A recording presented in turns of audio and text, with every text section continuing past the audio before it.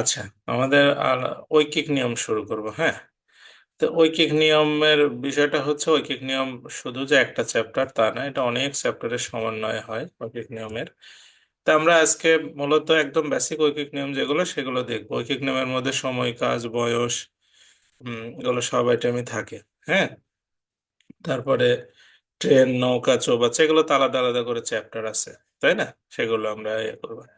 তো দেখ, এখানে আমরা প্র্যাকটিক্যালি করতে করতে শিখে এগুলো। বলছে একজন শিক্ষকের শ্রেণীকক্ষের 35 জন শিক্ষার্থীর উত্তরপত্র মূল্যায়ন করার জন্য 3 ঘন্টা সময় আছে। তিনি 30 মিনিট সময়ের মধ্যে প্রথম 5টি উত্তরপত্র মূল্যায়ন করলেন। আর বরাদ্দ সময়ে উত্তরপত্র মূল্যায়নের জন্য কত দ্রুত কাজ করতে হবে? হুম, তাহলে তার সময় অবশিষ্ট আছে কতটুকু? তার অবশিষ্ট সময় আছে হচ্ছে,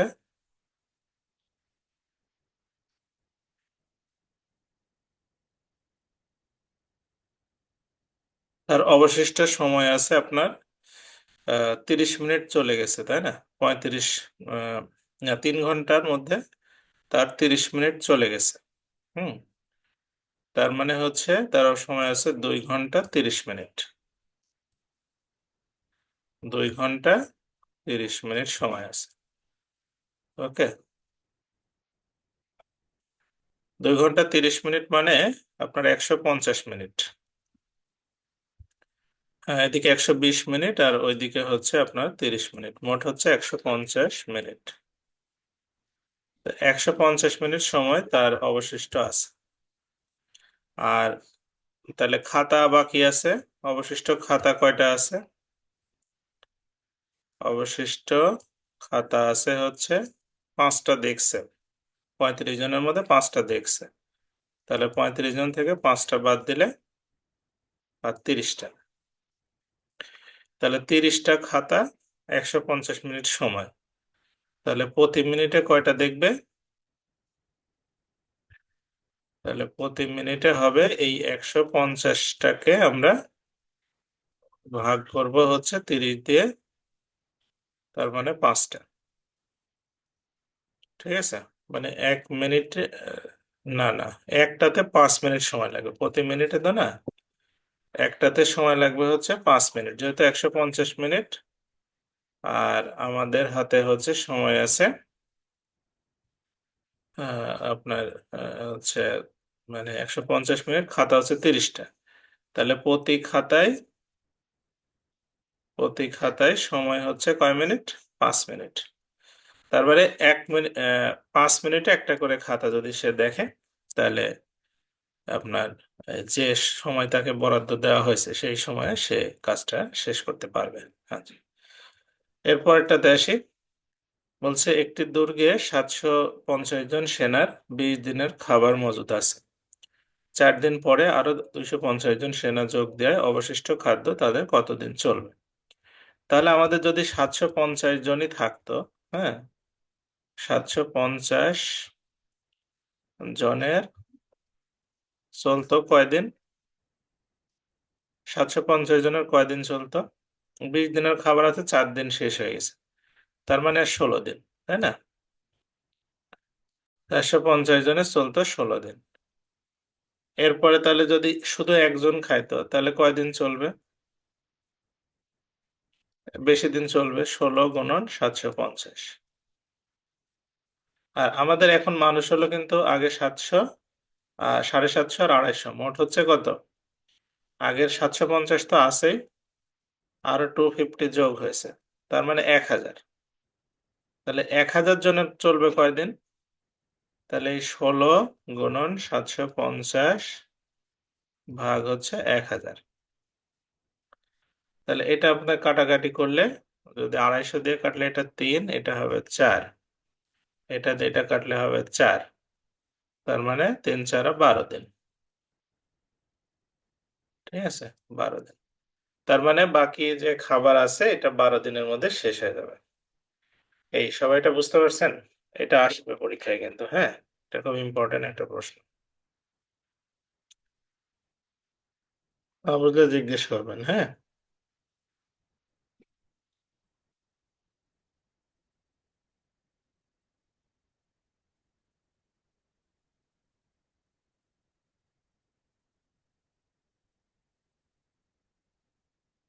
আচ্ছা, মারুফা মনে হচ্ছে কিছু বলতে চাচ্ছে। হ্যাঁ, মারুফা বলেন। স্যার এটা আরেকবার একবার বলেন। আচ্ছা, মানে আমাদের এখানে 750 জন সেনা সদস্য আছে, যাদের 20 দিনের জন্য খাবার আছে। হ্যাঁ, এখন বলছে 4 দিন পরে আরো 250 জন আসলো। তাহলে দেখেন, 750 জন যদি মানে আর যদি কেউ না আসতো, তাহলে আপনার 20 দিনের খাবার আছে, তাহলে 4 দিন খাওয়া হয়ে গেল, তাহলে আর 16 দিন চলতো না তাদের। হুম, বুঝতে পারছেন কি কথা? মানে ধরেন কেউ আসে নাই। হ্যাঁ, যে 750 জনই যদি খেত তাহলে 16 দিন চলতো খাবারটা। এখন তাহলে একজন খেলে কতদিন চলবে? একজনে বেশি দিন চলবে, এটা গুণ হবে। আর এখন আমাদের লোক সংখ্যা আগে ছিল 750 আর এখন হলো 250, মোট 1000। এই 1000 জন যদি খায় তাহলে 1000 দিয়ে ভাগ করলে হবে, তাহলে 12 দিনেই খাবার শেষ হয়ে যাবে। বুঝতে পারছেন কি? অল্প কি বুঝছেন বিষয়টা কি? জি স্যার। মানে এখানে আপনার সাইমনও লিখছে। হ্যাঁ, আমরা এটা সহজই আছে, খুব একটা জটিল কোনো বিষয় না। হ্যাঁ, আচ্ছা। রেজা প্রতি মিনিটে 45 মিটার হাঁটে, আর মিনা প্রতি সেকেন্ডে 80 মিটার হাঁটে। তাহলে কে হচ্ছে 80 সেন্টিমিটার হাঁটে। হ্যাঁ, তাহলে কে দ্রুত হাঁটে? আচ্ছা, তা এ হচ্ছে প্রতি মিনিটে 45 মিটার। 45 মিটার, তার মানে হচ্ছে এখানে 1 মিনিট মানে কত সেকেন্ড? 3600 সেকেন্ড, তাই না? 3600, না না, এটা 1 ঘন্টা, সরি, 60 সেকেন্ড, 1 মিনিটও ভুল হচ্ছে। 60 সেকেন্ডে, 60 সেকেন্ডে হাঁটে হচ্ছে কতটুকু? 45 মিটার, তার মানে 4500 দিয়ে 4500 সেন্টিমিটারের হিসাব কি? 4500 সেন্টিমিটার। ওকে, 4500 সেন্টিমিটার। তাহলে 1 সেকেন্ডে কতটুকু হাঁটবে? এটা আমি রেজার কথা বলছি, রেজা। হুম, আচ্ছা, তাহলে এই 4500-কে আমরা হচ্ছে 60 দিয়ে ভাগ করব। এটা কাটা, তাহলে 6 দিয়ে কাটলে 6 7 42, আর হচ্ছে 5 6 30, তার মানে 75 সেন্টিমিটার। মানে 1 সেকেন্ডে সে যাবে 75 সেন্টিমিটার। আর মিনা 1 সেকেন্ডে কত যাবে? মিনা হচ্ছে 80 সেন্টিমিটার। তাহলে এখানে কে দ্রুত হাঁটবে? মিনাই তো দ্রুত হাঁটে, তাই না? মিনাই হবে দ্রুত। হ্যাঁ, একজন 75, একজন হচ্ছে 80, তাহলে মিনা দ্রুত যাবে। আচ্ছা, এরপরে হ্যাঁ, এখানে বলছে যে একটি দুর্গে 500 জন এর সৈন্যের 20 দিনের খাবার মজুদ আছে। 5 দিন পর 200 জন চলে গেল, বাকি খাদ্য কতদিন চলবে? তাহলে 500 জনই যদি থাকতো তাহলে 20 দিনের ছিল, এখন 15 দিন চলবে, তাই না? তাহলে আমরা লিখবো যে 500 জনের খাবার, 500 জনের খাবার আছে কয় দিনের? আপনার 15 দিনের, কারণ 5 দিন তো খেয়ে ফেলছে, ও খাবার তো আর নাই। ঠিক আছে, তাহলে একজনের খাবার আছে কত দিনের? বেশি দিন চলবে, 15 × 500। আর এখন মানুষ হলো 200 জন চলে গেছে, 500 জনের মধ্যে 200 জন চলে গেছে, তাহলে 300 জন আছে। 300 জনের খাবার চলবে, তাহলে 15 × 500 ভাগ হচ্ছে 300। তাহলে এটা দিয়ে এটা কেটে দিলে 5, না সরি ভুল হলো, এই 2 শূন্য 2 শূন্য করে কেটে দিতে হবে। হ্যাঁ, এই এগুলা 2 শূন্য করে আমরা যদি কেটে দিই, তাহলে এটা দিয়ে কাটলে 5, তাহলে 5 × 15 = 75, তাই না? সরি, 5 × 5 = 25, তার মানে আর 25 দিন। তার মানে 300 জন যদি খায় তাহলে এই খাবারটা 25 দিন চলবে। ঠিক আছে, সবাই বুঝতে পারছেন এবার? আপনাদের কোনো কনফিউশন হলে কিন্তু জিজ্ঞেস করবেন, মানে যদি কোনো কারণে কনফিউশন থাকে এটা জিজ্ঞেস করতে হবে কিন্তু, হ্যাঁ। মানে চুপ করে বসে থেকে কোনো লাভ হবে না, এটা আমি অনেকবার বলছি আপনাদের। কারণ পড়াশোনা আসলে এরকম না, এগুলো ফেসবুক নির্ভর না। হ্যাঁ, আমাকে যেমন আহ, আপনার শুক্রবারের পরীক্ষার সাজেশন আজকে চাচ্ছে অনেকেই। তা আমি আসলে বিষয়টা বুঝি না, যে বলছে যে স্যার এসএমএস তো আসছে গত সপ্তাহে, তা আজকে আসলে ছাড়া তার উপায় নাই মানে। এখন কথা হচ্ছে যে এগুলো কেমন কথা, যে আপনার উম, যেদিন আবেদন করছে সেদিনই তো তো জানার কথা যে মানে আমাদের একটা পরীক্ষা হবে ভবিষ্যতে, তাই না? তাহলে আমি পড়াশোনা করব না? আপনার আপনারা যারা এখানে যে কয়জনে আছেন, 11 জন ক্লাস করতেছেন, আপনাদের একটা বিষয় বুঝতে হবে। সেটা হচ্ছে 10 জন আছেন, আমাদের স্টুডেন্ট আছে 40 জন, ক্লাস করে হচ্ছে 10 জন, মানে 4/1 ভাগ। আপনাদের পরীক্ষাতেও কিন্তু 4/1 ভাগ। বুঝতে পারছেন? যারা পরীক্ষা দিবেন, আপনারা 500 জন যদি পরীক্ষা দেয়, 100 জন হচ্ছে অরিজিনাল পরীক্ষার্থী। আর বাদ বাকিগুলো শুধু ওই ফেসবুক নির্ভর কিছু কথাবার্তা শুনে পরীক্ষা দেয়, আর প্রস্তুতি নাই, কিছু নাই, পরীক্ষা দিতে চলে যায় নাচতে নাচতে। আর আপনার হচ্ছে মূল সমস্যা, ওদের সমস্যাটা হচ্ছে ফেসবুকে কে জানি বলছে কোন ভাই, যে আমাদের এই সাজেশন নিলে আপনার 100% কমন, মাত্র 30 পেজের সাজেশন। হুম। আর হচ্ছে 100 না হলেও তো 99 তো নিশ্চিত। এরকম ধরনের কিছু কথাবার্তা শুনে মাত্র 30 টাকা দাম, এক ফাইলই যথেষ্ট। বুঝতে পারছেন? এইরকম কিছু বিজ্ঞাপন দেখে এরা পরীক্ষা দিতে চলে যায়। হ্যাঁ, আমার এখানে একটা ছেলে সাজেশন নেওয়ার জন্য আমাকে ফোন দিছিল। তাকে আমি বললাম যে আপনি এখন সাজেশন নেওয়ার দরকার নাই, পরীক্ষা মাঝখানে 2 দিন আছে, অযথা খালি হচ্ছে আহ, হতাশা বাড়বে। দরকারটা কি? কোনো প্রয়োজন নেই। আপনি হচ্ছে বরঞ্চ আর মন খারাপ হবে। তো সে আমাকে পরে একটা এসএমএস করছে যে স্যার ওই 30 টাকা পাঠিয়ে দিচ্ছে, আমাকে একটা সাজেশন দিন। মেজাজটা কেমন খারাপ হয় বলেন? তাকে আমি বোঝালাম কি, আর সে কি বুঝলো বলেন? তো এগুলো হচ্ছে আপনাদের উদ্দেশ্যে বলতেছি, প্রচুর পরিমাণে পড়াশোনা না করলে বা কোনো বিষয়ে ক্লিয়ার কনসেপ্ট না থাকলে চাকরি বাকরি পাওয়া যাবে না। সেটা অঙ্ক হোক, বাংলা হোক, ইংরেজি হোক, সব সাবজেক্টের কথাই বলছি। আপনারা অ্যাটেনশন দিবেন যে কয়জন আছেন। হ্যাঁ, 45 জন স্টুডেন্টের মধ্যে 10 জন ক্লাস করে। এটা কেমন কথা বলেন? এটা তো এক ধরনের মানে বিরক্তিকর একটা বিষয় না? 45 জন কিন্তু অনেক স্টুডেন্ট না? ওই থাকতে হবে, বুঝতে হবে। আপনি এই রেকর্ড ক্লাস দেখলেন, আর এগুলো তার গান না যে একবার দেখলেই মনোযোগ হয়ে গেল, তাই না? এগুলো আসলে ধৈর্য লাগবে, বাসায় প্র্যাকটিস করতে হবে। তো এগুলো যা খুবই ডিসগাস্টিং বিষয়। আমি অনেক রেগুলার বলি যে পরীক্ষায় ক্লাস করেন, ক্লাস করেন, কেউ করে না। হ্যাঁ, আর কি করে তারা? করেটা কি? কিছুই করে না, ওই ঘুরে বেড়ায় খালি। দেখ, আপনারা মনোযোগ দিবেন সবাই। বলছে একটি ছাত্রাবাসে 30 জন ছাত্রের 15 দিনের খাদ্য মজুদ আছে। কয়েকজন ছাত্র নতুন আসায় 10 দিনেই শেষ হয়ে গেল। তাহলে কতজন ছাত্র এসেছে নতুন? হ্যাঁ, নতুন ভর্তি হয়েছে।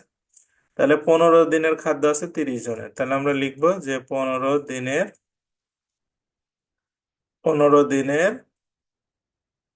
খাদ্য আছে 30 জনের। 15 দিনের খাদ্য আছে 30 জনের, হ্যাঁ। তাহলে একদিনের খাদ্য আছে বেশি জনের, 450 লোকের খাবার আছে। একদিন যদি খায় তাহলে 450 লোক লাগবে এই খাবার খেতে। আর তো 10 দিন যদি খায়, তাহলে আপনার 30 × 15 ভাগ হচ্ছে 10। তাহলে এটা দিয়ে কাটলে 3, তার মানে 3 × 15 = 45 জন, মানে 45 জন খেলে 10 দিনে শেষ হয়ে যাবে। হ্যাঁ, তাহলে এখানে আপনার এই 45 জনের ভিতরে তাহলে নতুন কয়জন হবে? 15 জন। 15 জন হবে নতুন, তাই না? কারণ 30 জন তো আগে আমাদের আছেই। তাহলে আর 15 জন হলে হয়ে যাবে। ঠিক আছে। এই, আচ্ছা। এরপরে বলছে কি, 15টি ভেড়া আর মূল্য 5টি গরুর মূল্যের সমান। 2টা গরুর মূল্য 18,000 টাকা হলে 3টা ভেড়ার মূল্য কত? হ্যাঁ, তো এখানে বলছে 15টা ভেড়ার মূল্য 5টি গরুর মূল্যের সমান। তো এখানে বলছে যে 5টি গরুর মূল্য আগে আমরা বের করি। হ্যাঁ, 5টি গরুর মূল্য, 5টি গরুর মূল্য হবে, এখানে দেখেন 18,000 টাকা হচ্ছে কয়টার মূল্য? দুইটা, দুইটার দাম 18,000। তো 2 দিয়ে ভাগ করলে একটার দাম পাবো, আর 5 দিয়ে গুণ করলে 5 নং 45,000 টাকা হবে হচ্ছে আপনার এই 5টা গরুর দাম। হুম, তাহলে 5টা গরুর দাম হচ্ছে 5 নং 45,000 টাকা। এখন এইগুলো হচ্ছে 15টা ভেড়ার দাম। তাহলে তাহলে 3টি ভেড়ার দাম কত হবে? 3টি ভেড়ার দাম হচ্ছে আপনার এই যে 45,000 টাকা, এই টাকাটা কয়টা ভেড়ার দাম? 15টা। তাহলে 15 দিয়ে ভাগ করে 3টা ভেড়া দিয়ে গুণ করলেই 3টার হয়ে যাবে। তাহলে কত হবে এটা? 9,000 টাকা, তাই না? 9,000 টাকা। 3টা ভেড়ার দাম হচ্ছে 9,000 টাকা। বুঝতে পারছেন তো? তার মানে এগুলো সহজই আছে, ওটা কঠিন কিছু নাই। এরপরটাতে যাই, বলছে 40 কেজি চাল 5 জন সদস্য মিলে 20 দিনে খায়। তাহলে 70 কেজি চাল তারা কত দিনে খাবে? হ্যাঁ, 40 কেজি দিতে যাচ্ছে 20 দিন। হ্যাঁ, তার মানে দিনে কয় কেজি? 2 কেজি নাকি? দিনে 2 কেজি, তাহলে 70 কেজি হলে 35 দিনে হয়ে যাবে। এটা আর করার দরকার নেই, মুখে মুখে করা যাচ্ছে। এটা করলাম, এই সেম অঙ্ক, সেই ঘোড়া আর গরু, আগে ছিল ভেড়া আর গরু, এই একই অঙ্ক, সেম অঙ্ক, এটা একটু করবেন। হ্যাঁ, এই যে বানরের যে গাছ বেয়ে ওঠা, হুম, একটা বানর তৈলাক্ত বাঁশ বেয়ে উঠতে লাগলো। বানরটি যদি 1 মিনিটে 4 মিটার উঠে আর পরবর্তী মিনিটে কি হচ্ছে 1 মিটার নেমে পড়ে, তাহলে 16 মিটার যে হচ্ছে গাছ, হ্যাঁ, সেটা উঁচু বাঁশের মাথায় উঠতে তার কত সময় লাগবে? মানে 16 মিটার একটা বাঁশে সে উঠতে তার কত সময় লাগবে? বুঝতে পারছেন কথা কি? হুম, এই প্রশ্ন বুঝতে পারছেন? মানে একটা বাঁশ ধরেন, মানে তেল মাখানো একটা বাঁশ আছে, এরকম এরকম এগুলো। তো এই বাঁশটাতে হচ্ছে বানর উঠবে, মানে হচ্ছে ধরেন আহ 4 মিটার উঠবে, প্রথমে 4 মিটার উঠবে, ধরেন এটা হচ্ছে 3 মিটার আর এটা হচ্ছে 1 মিটার, 4 মিটার উঠবে। হ্যাঁ, তাহলে এখান থেকে ধরেন আমি বলি যে প্রথমে সে এখান থেকে শুরু থেকে শেষ পর্যন্ত সে 4 মিটার উঠে গেল, 4 মিটার উঠে গেল। হুম, 4 মিটার। আচ্ছা, এক এক মিনিট সময় কিন্তু এখানে শেষ, 1 মিনিট শেষ। আচ্ছা, আর পরের মিনিটে সে কি করলো? 1 মিটার নেমে গেল, মানে এই 1 মিটার সে নেমে গেল। তার মানে হচ্ছে -1 মিটার দিলে মানে 3 মিটার, এই 3 মিটার, 3 মিটার উঠতে সময় লাগতেছে 2 মিনিট। দেখছেন? 3 মিটার উঠতে 2 মিনিট লাগতেছে, 3 মিটার উঠতে 2 মিনিট লাগতেছে। ওকে, তার মানে সে 2 মিনিট, 2 মিনিট সময়ের ভিতরে সে 3 মিটার উঠে যাচ্ছে। বুঝতে পারছেন? আচ্ছা, তাহলে আমাদের হচ্ছে এখানে 16 মিটার আছে, তাই কি? তাই না? 16 মিটার আছে, তাহলে 16 মিটারের আমাদের আগে শেষের হিসাবটা আগে ধরতে হবে, কারণ শেষের বার তো সে নামবে না। তাহলে ধরেন শেষের 4 মিটার যখন উঠে যাবে, এখানে কিন্তু 1 মিনিট সময় লাগবে শুধু, 1 মিনিট সময় লাগবে, বানর এখানে মাথায় উঠে যাবে, সে আর কিন্তু নামবে না। বুঝতে পারছেন? সে আর নামবে না। তাহলে সে আমাদের থাকলো কয় মিটার? এই 16 মিটার থেকে, 16 মিটার থেকে আপনার হচ্ছে অবশিষ্ট থাকলো কয় মিটার? আপনার 12 মিটার। এই 12 মিটার উঠতে কত সময় লাগবে সেটা আমরা বের করলে আমাদের হয়ে যাবে। হ্যাঁ, বুঝতে পারছেন কথা কি? হুম,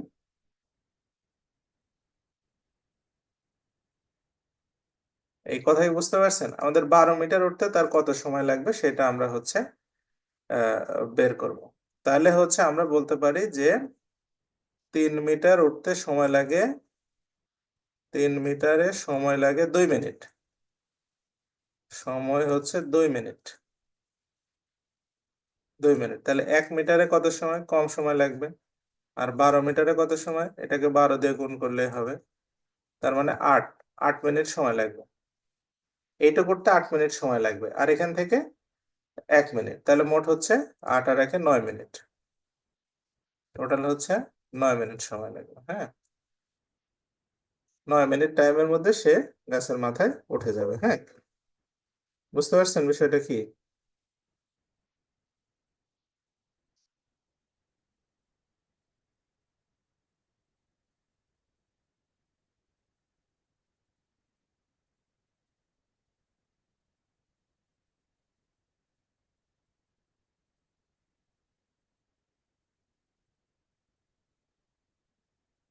হ্যাঁ, মারুফ বলেন।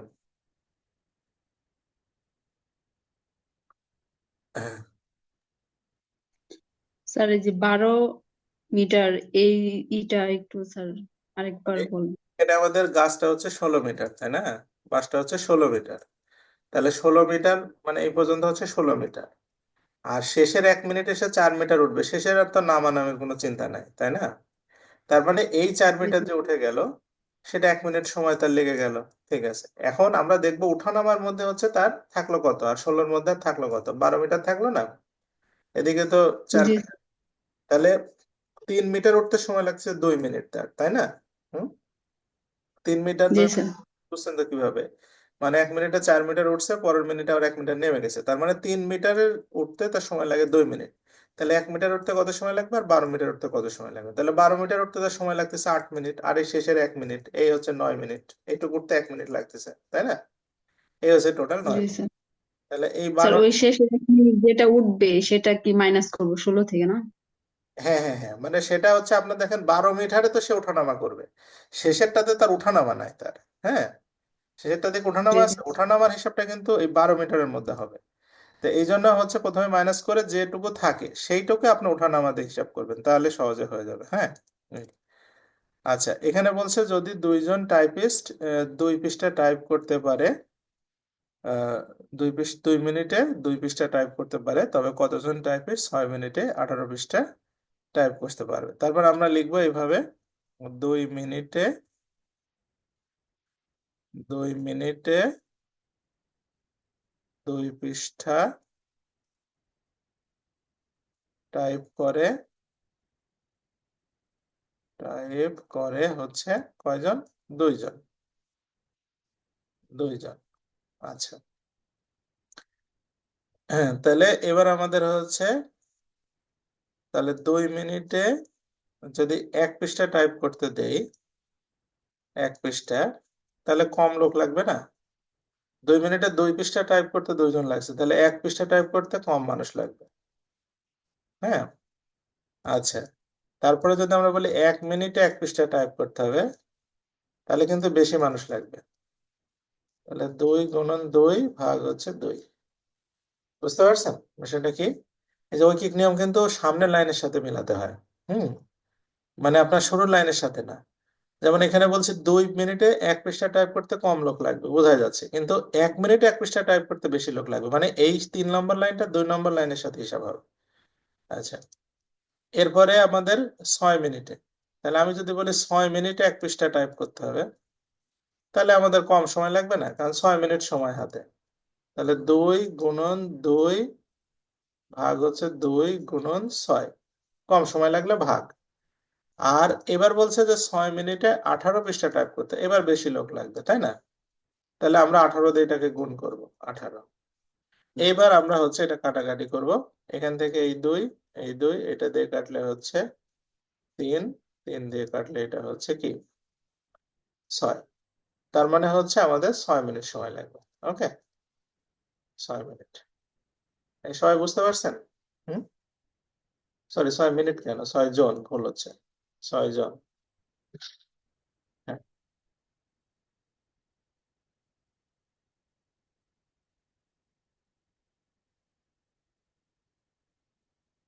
এই সবাই ক্লিয়ার এটা? আচ্ছা, ঠিক আছে, তারপরটাতে চলে যাই। এটা আর করবো না, আশ্রয় কেন্দ্রের খাওয়া দাওয়া এগুলো আপনারা বারবার করবেন বাসায়, একই অঙ্ক। এরপরে বলছে এক ব্যক্তি উম, আপনার মাসিক বেতনে চাকরি করে আর বছর শেষে ইনক্রিমেন্ট পায়, তার মাসিক বেতন 4 বছর পর 3,500 টাকা, আর 10 বছর পর 4,250 টাকা হলে তার কত বেতনে চাকরি শুরু করছিল? তাহলে 10 বছর পর তার 4,250 টাকা, আর 4 বছর পরে হচ্ছে 3,500 টাকা, তাহলে 6 বছরে বাড়লো কতটুকু? 6 বছরে বৃদ্ধি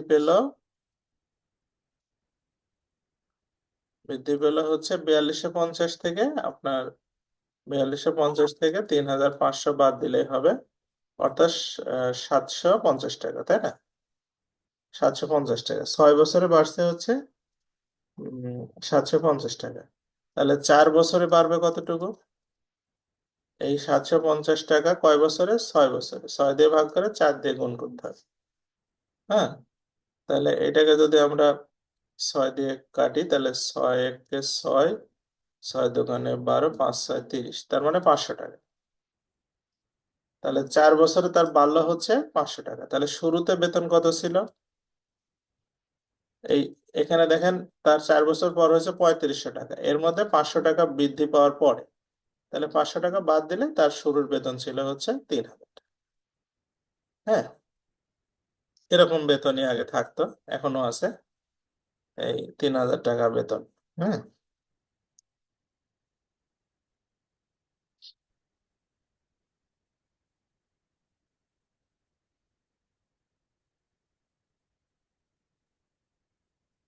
আচ্ছা, এর পরেরটাতে চলে যায়। পরেরটাতে বলছে যে আহ, রহিম সাহেবের বার্ষিক আয় 5760 টাকা। তিনি 3 মাসে যা খরচ করে 2 মাসে তা আয় করে, তাহলে বছর শেষে কত টাকা সঞ্চয় করে? আচ্ছা, এখানে হচ্ছে বার্ষিক আয় 5760 টাকা, তাহলে 2 মাসের আয় কত দেখি। 2 মাসের আয়, 2 মাসের আয় হচ্ছে এই 5760 টাকা, এটা কয় মাসের? এটা হচ্ছে 12 মাসের। এটাকে 2 দিয়ে গুণ করলে আমরা 2 মাসের পেয়ে যাব। হুম, তাহলে এটা যদি আমরা কাটাকাটি করি, এটা কাটলে হবে 6, এটা দিয়ে কাটলে কত হবে? 6 নং 54, এখান থেকে 3 থাকবে, তাহলে 6 ছক 36, 960, তাই না? 960 হচ্ছে না? হ্যাঁ, 6 নং 54, 3 বের হবে, 3 6 ছক 36, হ্যাঁ, 960 টাকা। এই 960 টাকা হচ্ছে তার 2 মাসের আয়। হ্যাঁ, হ্যাঁ, তাহলে এই 2 মাসের আয় নাকি 3 মাসের খরচ, তাহলে 1 বছরের খরচ কত হবে? 12 মাসের খরচ। তাহলে এই 960 টাকা এটা হচ্ছে কয় মাসের খরচ? 3 মাসের। তাহলে 3 দিয়ে ভাগ করে আপনি 12 দিয়ে গুণ করেন, তাহলে এটা হচ্ছে হবে 4। তাহলে 4 4 6 24, হাতে 2, 4 নং 36, আর 2 38, 3840 টাকা হচ্ছে তার গোটা বছরের খরচ। আর গোটা বছরের আয় হচ্ছে 5760 টাকা। তাহলে সঞ্চয় কত টাকা হবে? এই 5760 টাকা থেকে আপনি 3840 টাকা বাদ দেবেন। তাহলে এইদিকে হবে আপনার 160 হলে 4000, আর ওইদিকে 1700, তাহলে 1700 আর 140, 1840 আর 60, তার মানে 1900,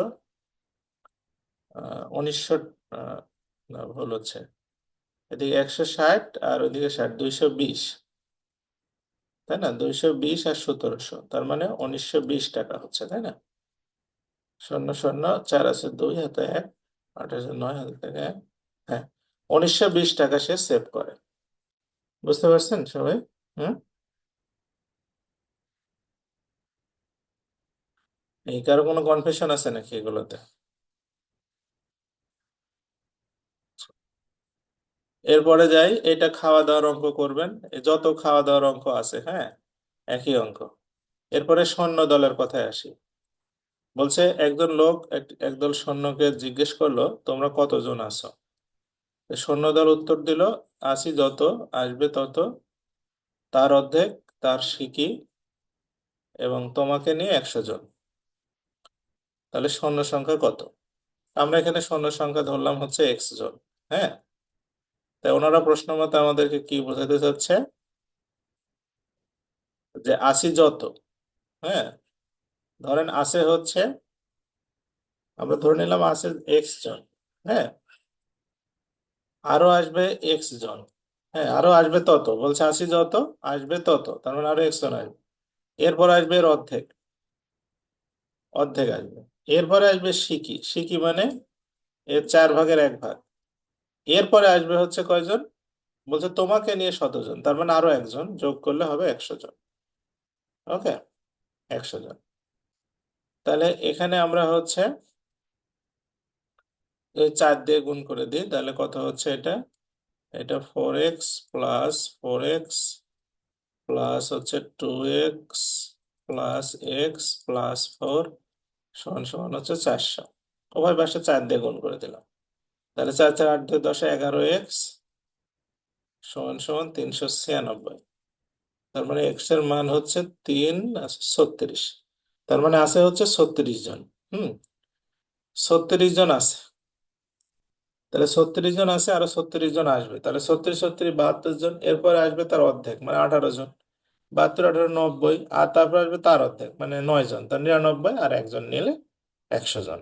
এই আর কি। হ্যাঁ, এই সবাই বুঝতে পারছেন এটা? হয়ে গেল।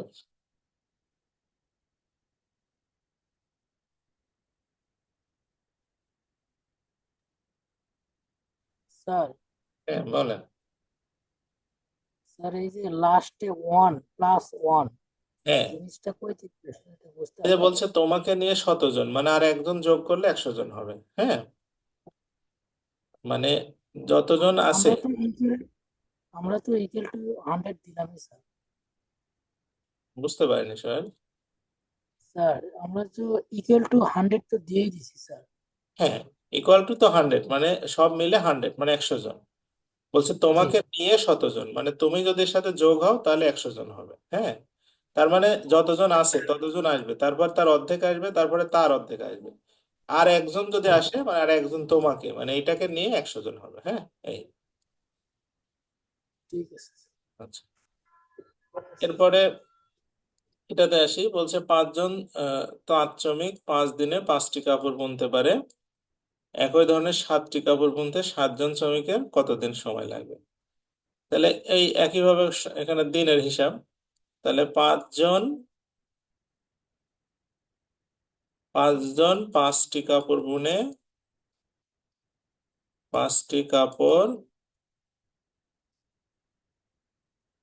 বুনে 5 দিনে। ওকে, তাহলে একজন যদি 5টা কাপড় আপনি বুনতে লাগাই দেন তাহলে কি হবে? বেশি দিন লাগবে নাকি? হুম। এখন যদি একজনে বলেন যে একটা কাপড় বুনতে হবে, তাহলে আর বেশি দিন লাগবে না। হ্যাঁ, তাহলে এখানে হচ্ছে আমরা 5 × 5 / 5। এখন যদি আপনি বলে 7 জনে বলেন যে একটা কাপড় বুনতে হবে, তাহলে আরো কম সময় লাগবে, তাই না? আরো কম টাইম লাগবে। তাহলে 5 × 5 / 5 × 7। এখন যদি আপনি বলেন 7 জনে যদি বলেন 7টা কাপড় বুনতে হবে, তাহলে বেশি টাইম লাগবে। এটার সাথে 7 গুণ করে দেবো, তাহলে এইটা এইটা এইটা এটা কাটা 5। হুম, তার মানে হচ্ছে 5 দিনের মধ্যেই তার কাপড় বোনার কাজ শেষ হবে। আচ্ছা, এরপরে আসি। 3 বন্ধু একসাথে খাওয়া দাওয়া করছে। হ্যাঁ, প্রথম বন্ধু আর দ্বিতীয় বন্ধু যথাক্রমে 12টা 8টা রুটি ছিল, মানে তাদের রুটি ছিল, রুটি ভাগাভাগি করে তারা খাইছে। হুম, আর তৃতীয় বন্ধুর কাছে কোনো রুটি ছিল না, তো সে বলছে যে আমি তাহলে 3 টাকা আমার কাছে আছে, এটা তোমাদের দিয়ে দিচ্ছি, তোমরা ভাগ করে কিন্তু নিবে 2 জন। বুঝলেন? হ্যাঁ, রুটি রুটি 3 জন খাইলো, কারণ তৃতীয় জনের কাছে তো আর রুটি নাই। সে টাকা দিছে 3 টাকা, এই 3 টাকা বলছে তোমরা 2 জন ভাগ করে নাও। হুম, তাহলে কে কত টাকা পাবে? তো এই অঙ্কটা আমি দেখছি যে অনেক স্টুডেন্ট যে কাজটা করে, বলে যে 3 টাকা যে দিল, আর রুটি আছে কয়টা, রুটি প্রথম বন্ধুর কাছে 12টা, দ্বিতীয় বন্ধুর কাছে 8টা। তাহলে আমরা কি করব, এই 3 টাকাকে 12 আর 8-এ 20 ভাগ করব, করে 12টার দাম দিব প্রথম বন্ধুকে, আর 3-এর হচ্ছে 20 ভাগ করে 8টার দাম দিব দ্বিতীয় বন্ধুকে, তাহলে শেষ। নাকি ব্যাপারটা এরকম না? এই বিষয়টা কি বুঝতে পারছেন আপনারা, যে 2 বন্ধু রুটি খাইলো নাকি, মানে তাহলে 3টা টাকাই তো, আর কিভাবে ভাগ করে দিবেন? 12টা রুটি একজনের, একজনের 8টা রুটি, তাহলে 20টা রুটির দাম 3 টাকা, তাহলে 3 দিয়ে 3টাকে আপনার 20 দিয়ে ভাগ করে 12 দিয়ে গুণ করলেন, তাহলে প্রথম বন্ধু পাইলে হচ্ছে 1 টাকা 80 পয়সা, আর দ্বিতীয় বন্ধু পাবে তাহলে বাদ বাকি 1 টাকা 20 পয়সা। ঠিক আছে, এভাবে ভাগ হয়ে গেল। হুম, ব্যাপারটা তাই না?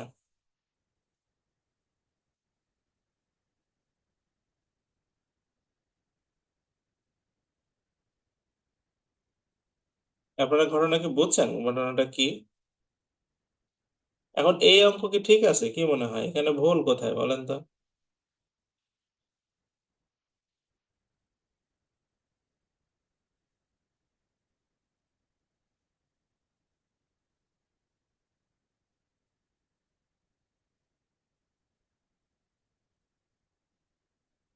আচ্ছা, আপনারা এই হিসাব কি বুঝতে পারছেন সবাই?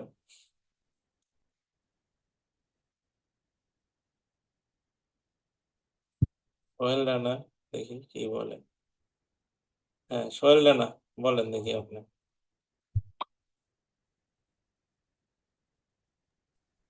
স্যার এখানে তো ফিক্সড করে দেওয়া আছে যে প্রথম বন্ধু দ্বিতীয় বন্ধু, হ্যাঁ, এখানে তো কোনো ভাগাভাগি হবে না। না ভাগাভাগি না হলে যে রুটি, রুটি তো দুইজনের কাছে ছিল। হুম, রুটি তো দুইজনের দুটি কাছে। দুজনের কাছে আছে কিন্তু দুজনেরই তো মানে আলাদা আলাদা ভাবে আছে। না, তিনজন একসাথে বসে রুটি খাইছে, হ্যাঁ।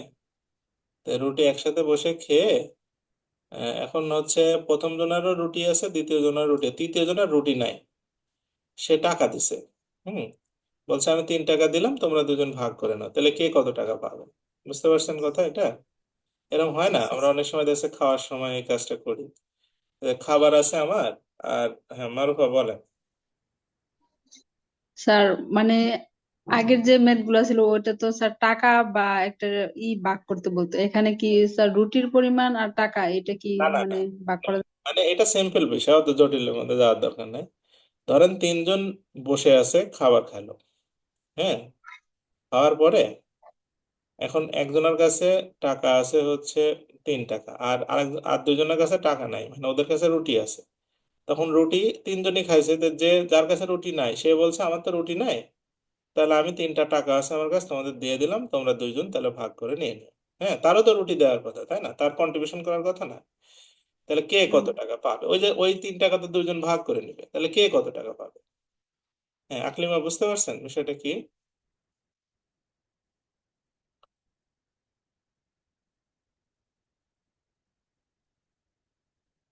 আচ্ছা, নজরুল তো যেহেতু মানে ইয়ে দিছে, তো নজরুল আসলে আমাদের এই অঙ্কের কমপ্লিকেশনটা কোথায় বলেন তো দেখি। হ্যাঁ, মানে আপনার কি মনে হচ্ছে, মানে আমি যেভাবে একবার ভাগ করলাম এভাবে হবে না? জি স্যার, এটাই সিস্টেম স্যার। আচ্ছা, হ্যাঁ, কিন্তু আপনি উত্তর, যেটা বলছিলেন ঠিক আছে। হ্যাঁ কিন্তু উত্তর কিন্তু সেটা হচ্ছে না। মানে আপনার, আমি আমি যাচ্ছিলাম ভাগ করতে এভাবে, যে 3টা টাকা দিল, 20টা রুটি, তাহলে একটার দাম হলো এটা। হ্যাঁ, এইভাবে আমি কাকে জি দেব? স্যার, প্রথম জনের দেবো 12টার দাম, তাহলে তখন 1 টাকা। পরবর্তীদেরকে দিব। জি স্যার। জি আর স্যার। পরে 3টা রুটি 20 ভাগ করে দ্বিতীয় জনক দেবো 8টার দাম, তাহলে 1 টাকা 20 পয়সা। হ্যাঁ, তাহলে তো 3 টাকা হয়ে গেল। হুম, কিন্তু জি উত্তর স্যার। কিন্তু তা বলছে না। উত্তর বলছে জি একজন স্যার। পাবে 2 টাকা 40 পয়সা, একজন পাবে 0.60 পয়সা। এখানে আসলে একটা জটিলতা আছে, তার মানে কোনো একটা জায়গাতে একটু ভেজাল আছে আমার মনে হয়। উত্তর ভুল আছে স্যার, এই আপনারটাই ঠিক আছে। তাই হয়, কোন কনসেপ্ট একটু। আপনারটাই ঠিক আছে স্যার, উত্তর ভুল আছে স্যার। উত্তরও ঠিক আছে, উত্তরও ঠিক আছে, আমাদের কনসেপ্টও ঠিক আছে। আকলিমা বলেন, আপনার কি ধারণা দিতে যাচ্ছেন আমাদের? স্যার রুটি তো তিনজনে খাইছে, সেক্ষেত্রে রুটি তিনজনে প্রথমে ভাগ করতে হবে, যোগ করে ভাগ করতে হবে, তিনজনের মধ্যে ভাগ করে তারপরে স্যার টাকাটা হিসাব করতে হবে, তাহলে তো সমান করে আসবে। তাছাড়া স্যার খাইছে তো তিনজনে, একা তো সে 20টি রুটি খায় নাই। না, তা খায়নি, কিন্তু হচ্ছে হ্যাঁ, এই যে আকলিমা এই জায়গাটাতে একটু ধরতে পারছে যে এই যে এরা যে রুটিটা খাইলো, হ্যাঁ মানে ওই বন্ধুরাও তো খাইছে, তো ও ওই যে খাইলো তারও দাম পাবে তা তো হবে না। মনে করেন যে 20টা রুটির মধ্যে তিনজন যদি খায়, ধরেন সমান সমানও যদি খায়, তাহলে শেষের যে বন্ধু সে রুটি খাইছে কিন্তু 20টার, মানে 6টা খাইছে, আর হচ্ছে আরেকটু বেশি খাইছে, তাই না, 6.5টার মতো খাইছে। আর এরা দুইজনই কিন্তু বাদ বাকি রুটি খাওয়া ফেলছে, তাহলে এদের টাকাও এরা নিবে, রুটিও খাবে, তাই হয়। তাহলে এদের যে খাওয়ার অংশটা, এইটা কিন্তু আপনাকে বিবেচনায় নিতে হবে। আমরা এইটাই অনেক সময় ভুল করি, ডাইরেক্ট এইভাবে টাকা দিয়ে ভাগ করে দিই। কিন্তু এই যে আকলিমা যে কথাটা বললো যে এরা যে রুটি খাইছে দুইজন, এরা কয় টাকা রুটি খাইলো, সেইটা তো আমাদের বিবেচনা করতে হবে, তাই না? হুম। আচ্ছা, এখন এখানে একটা সহজ কথা চিন্তা করেন। তিন বন্ধু, তিন বন্ধু, প্রথম জন রুটি দিল, পরের জন্য রুটি দিল, দ্বিতীয় জন মানে 3 নম্বর জন টাকা দিল। তার মানে 3 নম্বর জন কয় টাকা দিছে? 3 টাকা। তার মানে সবাই 3 টাকা রুটি খাইছে। বুঝতে পারছেন? সবাই 3 টাকার রুটি খায় ফেলছে। কথা কি ক্লিয়ার? কারণ 3 টাকা না খেলে তো 3 নম্বর বন্ধু 3 টাকা দিয়ে সবাই তো সমান সমান খাইছে। আর সমান সমান তো অবশ্যই খাবে, বন্ধুদের মধ্যে কোনোদিন কম বেশি হওয়ার সুযোগ নেই। অবশ্য আমরা ইউনিভার্সিটি লাইফে এরকম হতো, আমরা টাকা দিতাম আর বন্ধুরা খাইতো। এখন আর এরকম হচ্ছে না, সবাই সমান সমান। তাহলে শেষের বন্ধু যদি 3 টাকা দেয়, তার মানে প্রথম বন্ধু 3 টাকা রুটি খাইছে, দ্বিতীয় বন্ধু 3 টাকা রুটি খাইছে, তৃতীয় বন্ধু 3 টাকা রুটি খাইছে। বুঝতে পারছেন কথা কি? হ্যাঁ। তো এই যে আপনার হচ্ছে তারা যে রুটিটুকু খেলো, সেই রুটিটুকুর টাকা তো আপনাকে হিসাবে নিয়ে আসতে হবে। তারা তো খাইলো, আবার টাকা পাবে কেন, তাই না? এটা আপনাকে হিসাবে নিয়ে আসতে হবে, এইটুকু হিসাবে না নিয়ে আসলে তো হবে না। আচ্ছা, তাহলে মূল কথা হচ্ছে যে প্রত্যেক বন্ধু রুটি খাইছে কয় টাকা সেটা আমরা আগে হচ্ছে দেখি। আর 20টা রুটির দাম 3 টাকা, তাই না? তার মানে হচ্ছে, মানে আমরা যদি মানে প্রত্যেক বন্ধু রুটি খায়, এভাবে আমি লিখি, প্রত্যেক বন্ধু রুটি খায় হচ্ছে, মানে আপনার 20টা রুটি 3 ভাগ করব, এতটি, এতটা রুটি করে খাইছে একজন। হ্যাঁ, তাহলে 3 নম্বর বন্ধু এইটুকুই খাইছে, তাহলে এই রুটির হিসাবে 3 টাকা দাম দিছে। তাহলে এই এতটি রুটির দাম হচ্ছে কয় টাকা? 3 টাকা। রুটির দাম হচ্ছে 3 টাকা। ওকে, তাহলে একটা রুটির দাম কত? একটা রুটির দাম 9 উপরে যাবে, 20 নিচে আসবে, মানে 3 3 9 হবে। তাহলে এটা 45 পয়সা, মানে প্রত্যেকটা রুটি হচ্ছে 45 পয়সা করে দাম করতেছে। এটুকু বুঝছেন সবাই? হ্যাঁ, ওই 20 ভাগের 3 ভাগ রুটি যে বন্ধুটা খাইলো, সেই বন্ধুটা 3 টাকা দিয়েছে, তাহলে 20 ভাগের 3 ভাগ রুটির দাম হচ্ছে 3 টাকা। তাহলে একটা রুটির দাম হচ্ছে 45 টাকা, 45 পয়সা, 45 পয়সা।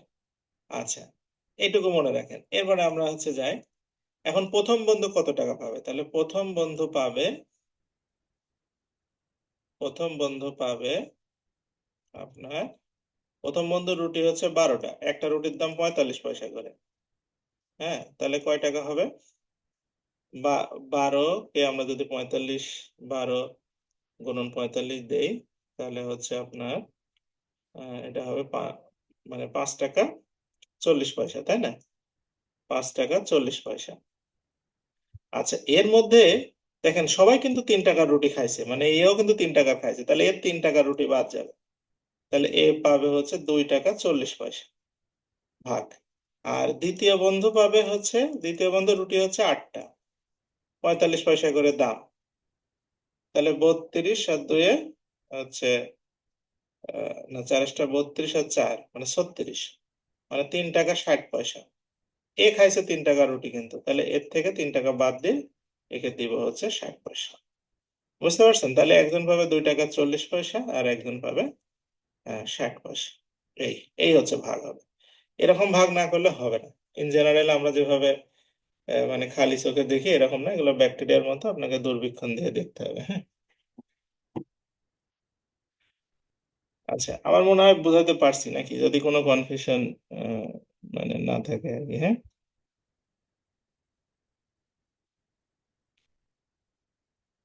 আচ্ছা, এগুলো একটু বাসায় দেখবেন, ভালো করে না দেখলে এগুলো হবে না। এরপরে এই যে আরো কয়েকটা অঙ্ক আছে, বানরের ওঠানামা, বানরের ওঠানামা একই অঙ্ক, আমি আর এগুলো বারবার করলাম না, আপনারা করলেই পারবেন। বানরের ওঠানামা যত প্র্যাকটিস করবেন পরীক্ষার হলে গিয়ে তাড়াতাড়ি হবে, তাছাড়া আপনার জন্য টাইম কনজিউমিং হবে এবং পরে গিয়ে সমস্যা হবে।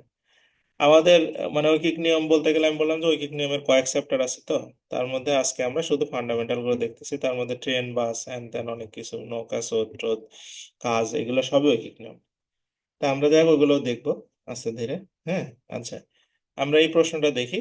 ঢাকা বিশ্ববিদ্যালয়ের ভর্তি পরীক্ষায় 120টি এমসিকিউ প্রশ্নের প্রত্যেকটি সঠিক উত্তরের জন্য 1 নম্বর প্রদান করা হয়, আর প্রত্যেকটা ভুল উত্তরের জন্য 4 ভাগের 1 ভাগ নম্বর কর্তন করা হয়। একজন পরীক্ষার্থী সব প্রশ্নের উত্তর দিয়ে 65 মার্ক পেয়েছে, তাহলে কয়টা সঠিক দাগাইছে আর কয়টা ভুল দাগাইছে?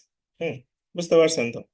প্রশ্ন তো বুঝছেন যে কয়টা সঠিক দাগাইছে কয়টা ভুল দাগাইছে।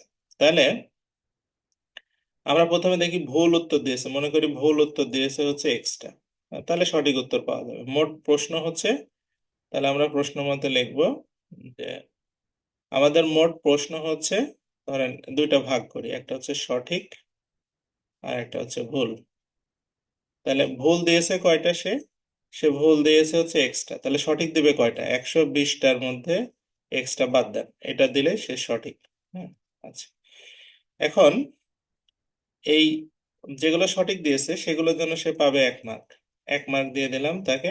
হুম আর যেগুলো ভুল দিয়েছে সেগুলোর জন্য তার 4/1 মার্ক কি হবে? এটা বিয়োগ হবে, কাটা যাবে। হ্যাঁ, কাটা গিয়ে তার হচ্ছে মার্ক হবে 65। 65। ওকে, এই আর কি। তাহলে এখান থেকে আমরা কি করতে পারি? এটা আমরা 4 দিয়ে গুণ করলে ইজিলি হয়ে যাবে। 4 × 12 = 48, মানে 480 -4x -x সমান সমান এটা কত হবে? 280, তাই না? 4 × 65 কত হয়?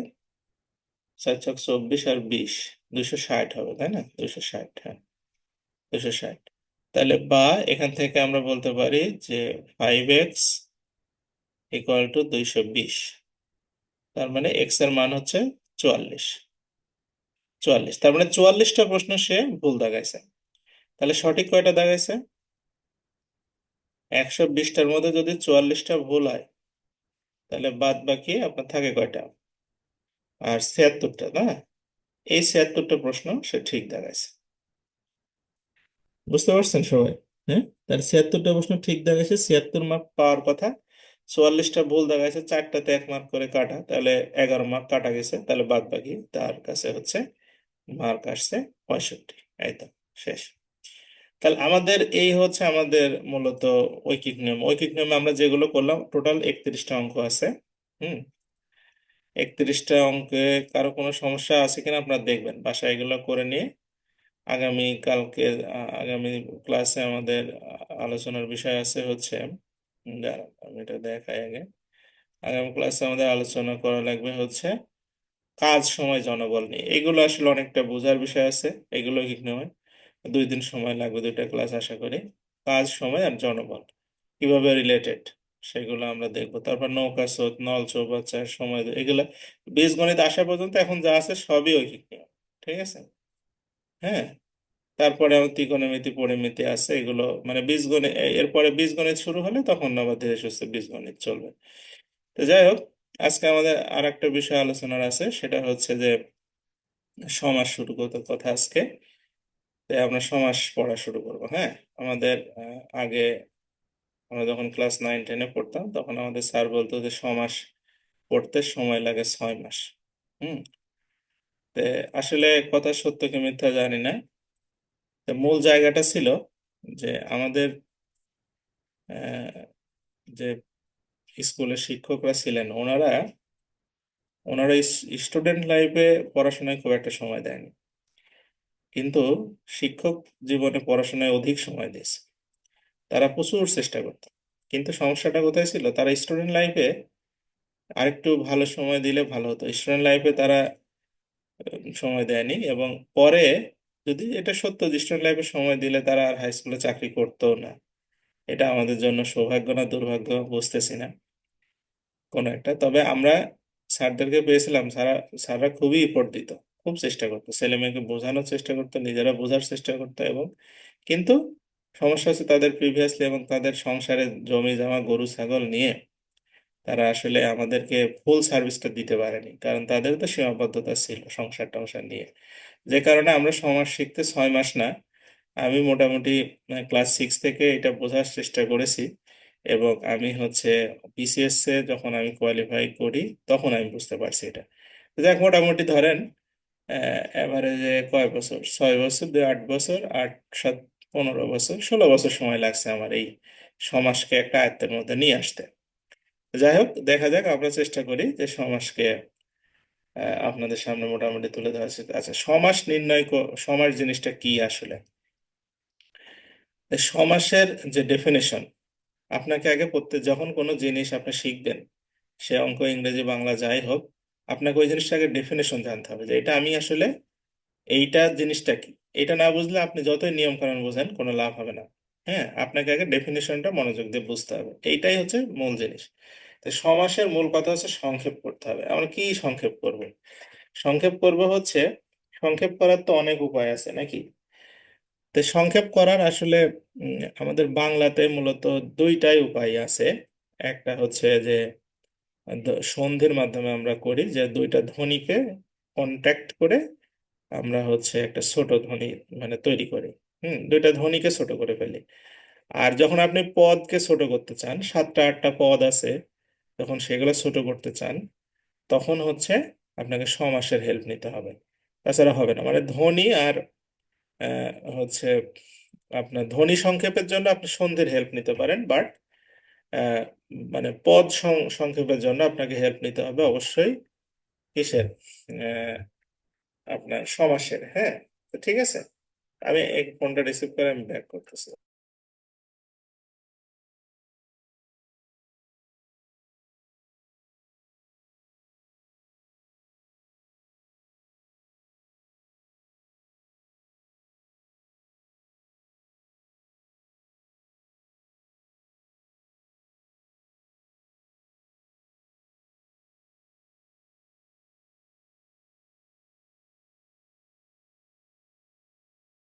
হ্যাঁ, তো এখন এই যে সমাসটা হচ্ছে অনেকগুলো পদকে এক পদে আপনি যখন করে ফেলতে পারবেন, তখনই আপনার সেটা হবে হচ্ছে সমাস।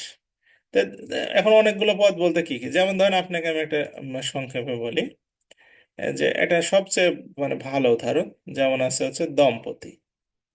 হ্যাঁ, দম্পতি। তাহলে আমরা জানি হচ্ছে জায়া ও কি পতি নাকি? পতি মানে হাজবেন্ড আর জায়া মানে হচ্ছে ওয়াইফ। তাহলে জায়া ও পতি মিলে দম্পতি। এখন দেখেন আমাদের একটা সেন্টেন্সের ভিতরে আমি যদি দম্পতি কথাটা লিখে, যদি আমি এই হাজবেন্ড ওয়াইফের কথাটা বোঝাতে পারি যে হাজবেন্ড ওয়াইফ মানে দম্পতি, তাহলে এটা লেখা ভালো না? হুম, এটা লেখা ভালো না? হ্যাঁ, একটা একটা অক্ষরে আপনি দুইটা কথা বোঝাতে পারছেন। এই কাজটার নামই হচ্ছে সমাস। হ্যাঁ, এখন এই কাজটা কিন্তু আরেক ভাবে করা যায়, সেটা হচ্ছে এক কথায় প্রকাশের মাধ্যমে করা যায়। এক কথায় প্রকাশ। তো এক কথায় প্রকাশও আমাদের ব্যবহার হবে, তবে আমরা সমাসের মাধ্যমে মানে একটা বড় বড় বাক্যকে, পদগুলোকে ছোট করে, মানে বর্তমানে জিপ ফাইল করে, হুম, এরকম করে ছোট করে, ঠিক আছে, নিয়ে এসে আমরা যখন এটাকে আবার এক্সট্রাক্ট করব তখন এরকম বড় হয়ে যাবে। বুঝতে পারছেন বিষয়টা কি? তাই মানুষ আসলে স্মার্ট ডিসিশন নেওয়া শিখছে যখন, মানুষ যখন পৃথিবীতে প্রথম কোনো কিছু আবিষ্কার করার চেষ্টা করছে, তখন কিন্তু সেগুলো বড় আকারে করতে হয়েছে। কারণ কি? যে কোনো লার্জ জিনিস থেকে ছোট জিনিসে আসা যায়, কিন্তু ছোট জিনিস থেকে বড় জিনিস করা খুব কঠিন। তো এই জন্য আগে বড় করে করে মানুষ যখন এইগুলো দেখছে যে স্মার্ট ডিসিশন নিতে হবে, তখন আস্তে আস্তে ছোট করা শুরু হয়েছে। তাহলে সমাসটা আমাদের অর্থ কি? সমাসের অর্থ সংক্ষেপ করতে হবে। কি সংক্ষেপ করবো? অনেকগুলো পদ এক পদ। এখন কথা হচ্ছে সমাস আমাদের সংস্কৃত থেকে বাংলায় ঢুকে গেছে, এন্ট্রি হয়ে গেছে। এটা বাংলায় তার মানে ছিল না, মানে বাংলা ব্যাকরণে এটা ছিল না। বাংলা ব্যাকরণে আমাদের এগুলো দরকার হয়নি এবার। তো সংস্কৃত থেকে এগুলো নেওয়া লাগলো কেন আমাদের? মানে এটা নেওয়া লাগলো একটাই কারণে, যে আমরা সংস্কৃত ভাষা আমাদের বাংলা ভাষায় ঢুকে গেছে।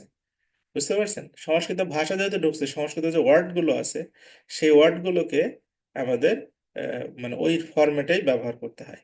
এবং পরবর্তীতে দেখা যাচ্ছে যে বাংলাতেও কিছু শব্দ আছে যেগুলো আমরা চাইলে সমাস ব্যবহার করে সুন্দর করে কন্ট্রাক্ট করতে পারি। হুম, এই জিনিসটাই সমাস। তো সমাসে আপনাকে একটা বাক্য আমি দেখাই, কিছু টার্মের সাথে পরিচিত হতে হবে। যেমন এখানে বিলাত থেকে ফেরত, তিনটা মানে বিলাত ফেরত। তো এটার তিনটা হচ্ছে এখানে পদ আছে, একটা নাম বিলাত, একটা নাম ফেরত, একটা নাম হচ্ছে থেকে। এই তিনটা পদ আছে, এই পদগুলোর নাম হচ্ছে সমসমান পদ। আর এর পূর্ব পদ হচ্ছে বিলাত, পরপদ হচ্ছে ফেরত, আর সমস্ত পদটা হচ্ছে বিলাত ফেরত। মানে এক কথায় যেটা, সেটা হচ্ছে বিলাত ফেরত। এই বিলাত ফেরতটার নামই হচ্ছে আপনার সমস্ত পদ। ঠিক আছে? হুম, হুম। তো এই আর কি। ওকে। আর ব্যাস বাক্য কোনটা? বিলাত থেকে ফেরত। মানে আমরা যে ওয়ার্ডটাকে যে ওয়ার্ডটাকে ভাঙবো সেই ওয়ার্ডটার নাম হচ্ছে সমস্ত পদ, ভেঙে যে বাক্য হবে তার নাম হচ্ছে ব্যাস বাক্য। হুম। তো সমাস শিখতে হলে আপনাকে প্রথমে ব্যাস বাক্য করা জানতে হবে। ব্যাস বাক্য করা জানতে হলে কি জানতে হবে? ব্যাস বাক্য করা জানতে হলে আপনার ওই অর্থটার মানে যেটা আপনাকে সমাস করতে বলবো সেটার মিনিং জানতে হবে, আদারওয়াইজ হবে না। যেমন আপনাকে এখানে আমি জিজ্ঞেস করি, এই বিলাত ফেরত এটার অর্থ কি বলেন দেখি। এখানে যারা মানে আছেন জানেন সবাই বিলাত ফেরতের অর্থ কি, এটার অর্থ কি, মানে এটা দ্বারা আপনি কি বুঝতেছেন? অর্থ বলতে আপনি যেটা বুঝতেছেন সেটা বলেন, মানে এটা।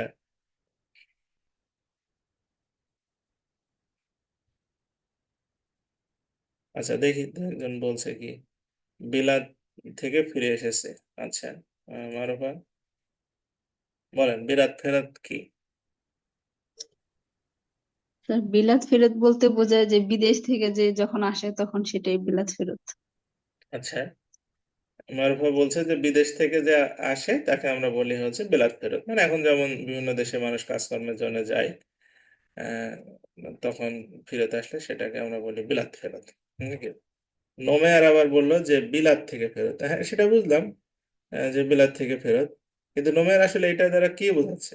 মানে যেমন মারুফা বললো যে বিদেশ থেকে আসলে ফেরত, এখন বিলাত থেকে ফেরত আসলে কি বোঝাচ্ছে বলেন দেখি, আমি সমাসের এটা বুঝতে পারলে গা হবে। আর আপনারা এটা কি বুঝেন কিনা দেখি।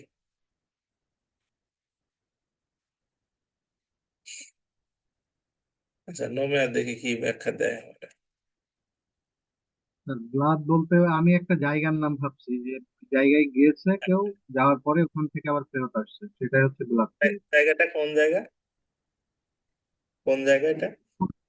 জায়গাকে আর কি নির্দেশ করছে, এটাই আর কি। হয়তো সেটা হচ্ছে দেশের বাইরে হবে, হুম। কারণ বাংলাদেশ দেশের মধ্যে হলে তো এটা ওইভাবে বলে না। জেনারেলি বাইরে থাকতে কেউ আসলে মানে কোথাও গেলে তখন ওখানে কাজকর্ম করে ঠিক আছে, এরপরে ব্যাক করলে তখন সেটা বিলাত ফেরত, এরকম কিছু বোঝে। আচ্ছা তার মানে জেনারেল মানে বিষয়টা আমরা মোটামুটি বুঝতে পারছি যে বিলাত একটা জায়গা আছে, সেখান থেকে একজন ফিরে এসেছে। তো এইটা আপনাকে বুঝতে হবে, এই যে এইটার মিনিংটা যদি আপনি ভালো করে বোঝেন, যেমন বিলাতটা হচ্ছে লন্ডনকে বলে বিলাত। হুম। আহ, হচ্ছে আপনার আমরা একটা উম, উম, মানে শব্দ শুনেছি যে লাট সাহেব, ইনল্যান্ড, ইনল্যান্ড ঠিক না, আমরা বলতে পারি লন্ডনকে বিলাত বলে আগে, মানে ইংল্যান্ডকে না, লন্ডনকে বলতো বিলাত, আমি যত জানি। তো আমরা একটা একটা ইয়ে শুনতাম, আপনারা শুনছেন কি, লাট সাহেবের বাচ্চা বলে। লাট সাহেব কারা? লাট সাহেব হচ্ছে আপনার ওই যে যারা ব্রিটিশ লর্ড ছিল। তাহলে লর্ডের উচ্চারণটা কি হতো? আমাদের এই অঞ্চলের মানুষ প্রথমে লর্ড, মানে লর্ড মানে তো প্রভু, তো লর্ডকে তো আমাদের এই অঞ্চলে ধর্মীয় ভাবে অনেক সেন্সিটিভিটি আছে, যে লর্ড আবার কি জিনিস। হ্যাঁ, এরা তো মানে নিজেকে তো একদম মানে প্রভু বানায়নি, আমাদের কাছে এসে হাজির হয়েছে, তো এদেরকে তো আমরা প্রভু বলবো না, তাহলে আমরা কি বলবো? লাট সাহেব বলবো। হুম। লর্ড সাহেবকে আমরা কি বলবো? লাট সাহেব বলবো। তো এই লাট সাহেবটাই হচ্ছে, লাট সাহেব থেকে আমাদের বিলাট। হুম। তার মানে বিলাত। ঠিক আছে, আরো কিছু ইতিহাস আছে। তো বিলাতকে আমরা লন্ডন বলবো, সহজ কথা হচ্ছে লন্ডন। হুম। তাহলে লন্ডন থেকে যে ফিরে এসেছে তাকে বলবো হচ্ছে বিলাত ফেরত। আচ্ছা বলেন তো বিলাত ফেরত কি হবে, মানে বিলাত ফেরতটা দ্বারা আপনি কি মানুষ বুঝতেছেন, গরু ছাগল বুঝতেছেন, মানে মিষ্টি কুমড়া বা শশা কি বুঝতেছেন? এটা অবশ্যই মানুষ, তাই না? বিলাত থেকে ফেরত আসা মানে বিলাতে গেছে আবার ফেরত আসছে। মানে বিলাতে কি জন্য যায় মানুষ, আগে কি জন্য যেত? পড়াশোনা করার জন্য যেত। তাহলে বিলাতে কিন্তু মানুষ বেড়াতে যায় না, যে ব্যক্তি বিলাতে পড়াশোনা করতে গিয়েছে এবং সেখান থেকে পড়াশোনা করে দেশে ফিরে এসেছে তাদেরকে আমরা বলবো কি বিলাত ফেরত। হ্যাঁ, বুঝতে পারছেন? বিলাতে গিয়ে মানে লেবারি করে আসছে তাকে আমরা বিলাত ফেরত বলি না, মানে বিলাত ফেরতটা হচ্ছে একটা মানুষের জ্ঞান, জ্ঞানের প্রতীক হিসাবে ধরা হয়, যে বিলাত থেকে যদি আসে তার পড়াশোনা খুব ভালো। বুঝতে পারছেন? তাহলে এইটাও আপনাকে বুঝতে হবে যে সমস্ত পদটা কি বোঝাচ্ছে, মানুষ না হচ্ছে পশু পাখি না ফলমূল না কি বোঝাচ্ছে, এটা আপনাকে বুঝতে হবে।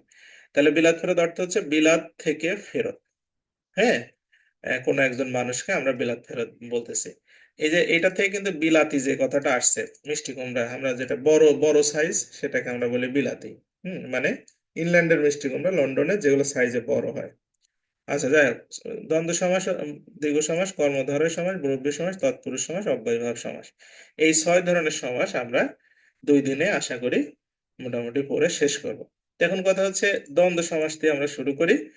দ্বন্দ্ব সমাস মানে যেগুলোতে আপনার জোড়ায় জোড়ায় দুইটা শব্দকে আমরা কন্ট্রাক্ট করব, ছোট করব এবং জোড়া জোড়া থাকবে, এবং ওই ওই যে ওয়ার্ডটা আপনার কাছে দেওয়া হবে, মানে সমস্ত পদ যেটা, সেইটা দেখলে আপনি হচ্ছে যেগুলো সমস্যমান পদ, মানে ব্যাস বাক্যের ভিতরে যেগুলো, সেগুলোকেও আপনি সমান গুরুত্ব দিতে পারবেন।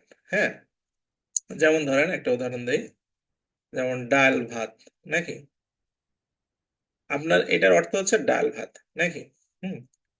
এখন ডাল ভাত মানে কি?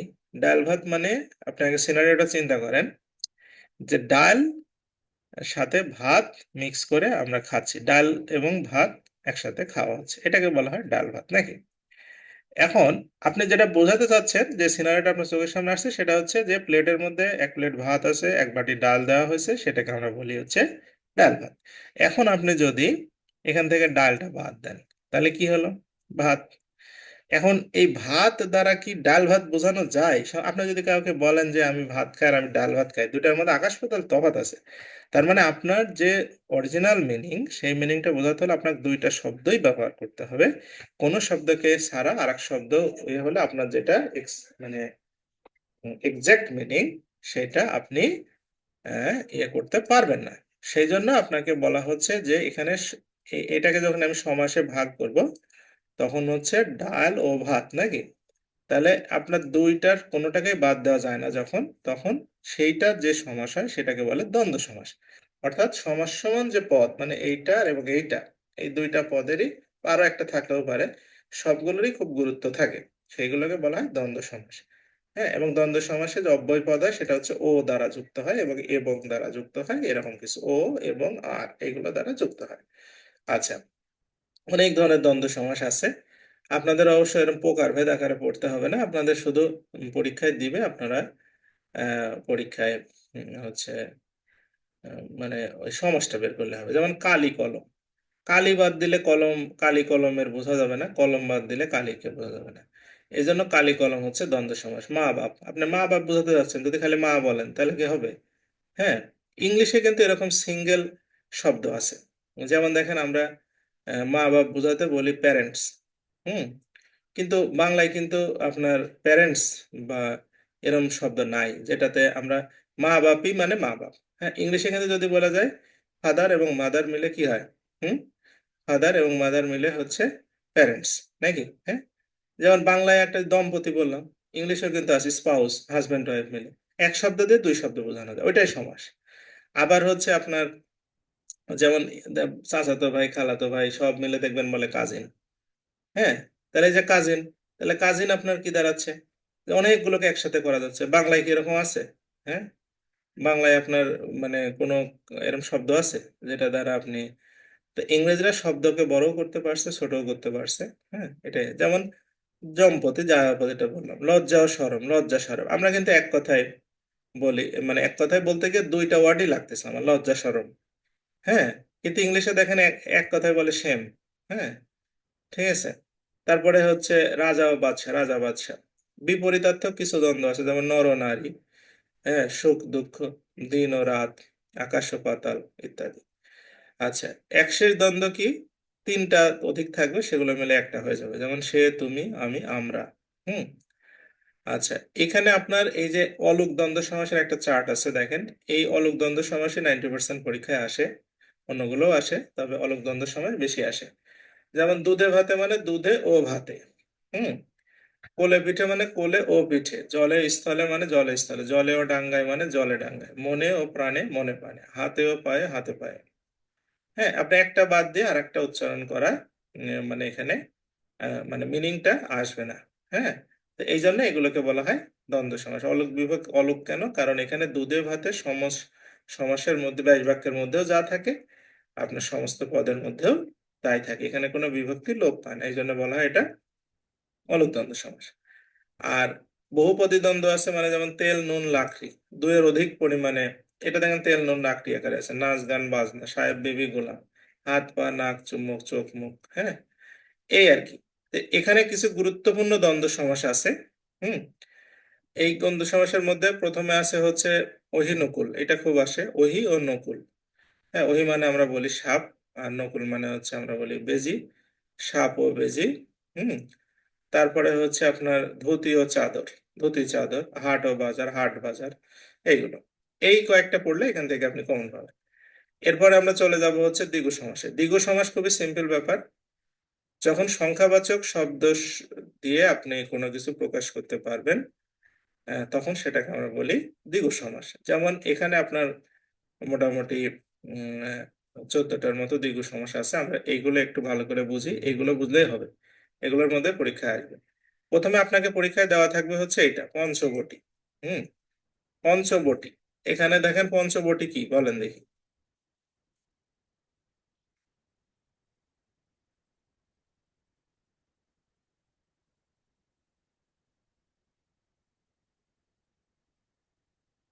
কেউ পঞ্চবটি চেনেন নাই কেউ?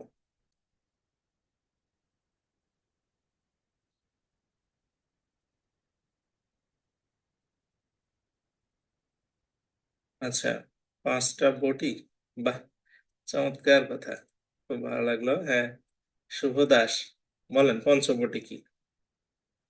স্যার 5টা বটির সমাহার। বটি মানে কি পঞ্চ বোঝাচ্ছে? স্যার 5টা বটি। বটি মানে যাদের তরকারি কাটে? জি স্যার। আচ্ছা আচ্ছা, ডেঞ্জারাস কথা। এই যে আমাদের ইয়েও বলছে, হ্যাঁ, কি বলে, আহ, আরিফাও তো, আকলিমা মনে হয় জানে, আকলিমা তো এগুলো নিয়ে কাজ টাজ করে একটু। হ্যাঁ, আকলিমা বলেন দেখি। স্যার এটা পঞ্চবটি বলতে বট গাছের কথা বলা হয়েছে, 5টা বট গাছ একসাথে। হ্যাঁ, রাইট রাইট, 5টা বট গাছ। হ্যাঁ, 5টা বট গাছ একসাথে বটি, তরকারি কাটা বটি এটা না। হ্যাঁ, মানে আপনার 5 ধরনের বট গাছ আছে। হ্যাঁ, বট গাছ তো চিনেন আপনারা, বট গাছ তো চেনার কথা সবাই, নাকি মারুফা? বট জি গাছ, স্যার, আমি বট গাছে যেতে চাইছি। আচ্ছা, হ্যাঁ, 5 ধরনের বট গাছ আছে। বট গাছ মানে কি বলেন তো মারুফা দেখি, বট গাছ কি কোন তো? স্যার বট গাছ হলো ওই যে এরকম পেঁচানো পেঁচানো থাকে, অনেক বড়, মানে আমাদের স্কুলের সামনেই ছিল, দেখছি। ওটা কি বট গাছ না পাইকর গাছ? না স্যার, ওইটা বট গাছই ছিল, অনেক মোটা হয়, তারপর উপরে অনেক বিশাল। এই তো, তার মানে আপনি বট গাছই মানে চিনতে পারেননি, ওইটা কিন্তু পাইকর গাছ, ওটা কিন্তু বট গাছ না। হ্যাঁ, বট, ওটা পাতা কেমন আপনি বলেন দেখি, আমি এটা পাতাটা কি চিকন না কাঁঠালের পাতার মতো, পানের পাতার মতো না কাঁঠালের পাতার মতো? স্যার ওই পানের পাতার মতো পানের বড় বড়। পাতার মতো হলে ওইটা হচ্ছে পাইকর গাছ। আর আপনার কাঁঠালের পাতার মতো হলে ওইটা হচ্ছে বট গাছ। হ্যাঁ, বট গাছ আর পাইকর গাছ না তো, এই যে আমরা এটা ভুল মানে জানি সবাই, ঠিক আছে? তে হ্যাঁ, হ্যাঁ হ্যাঁ, মানে কাঁঠালের পাতার মতো হবে। আপনার আমের মানে কাঁঠালের যে এক্সাক্ট পাতা ওই রকমই হবে বট গাছের পাতা, ঠিক আছে?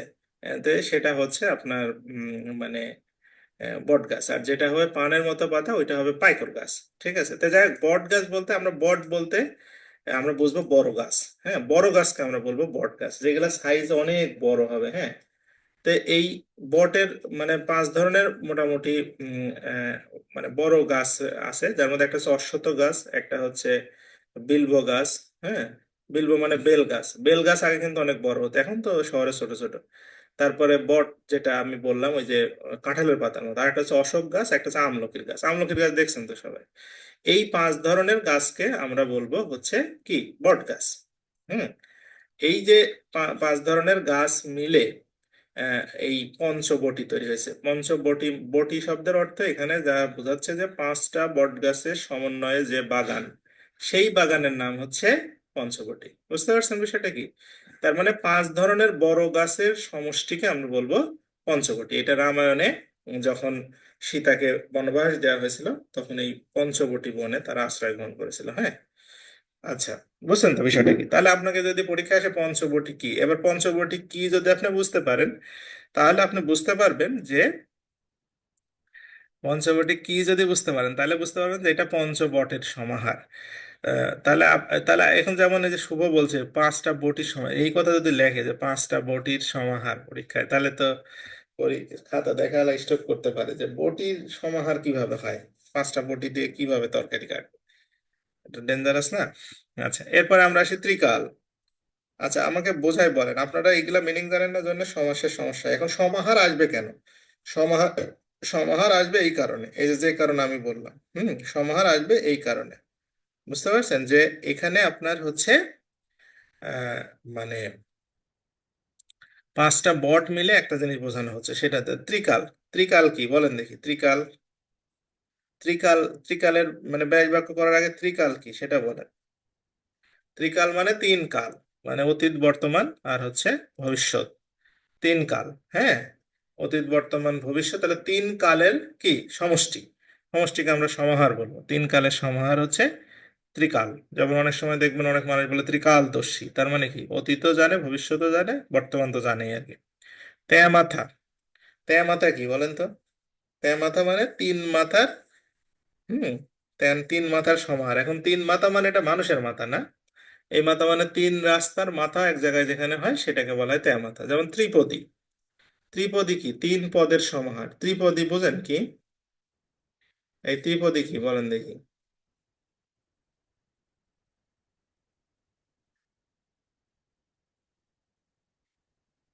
আপনারা এগুলো ওইভাবে পড়েননি না?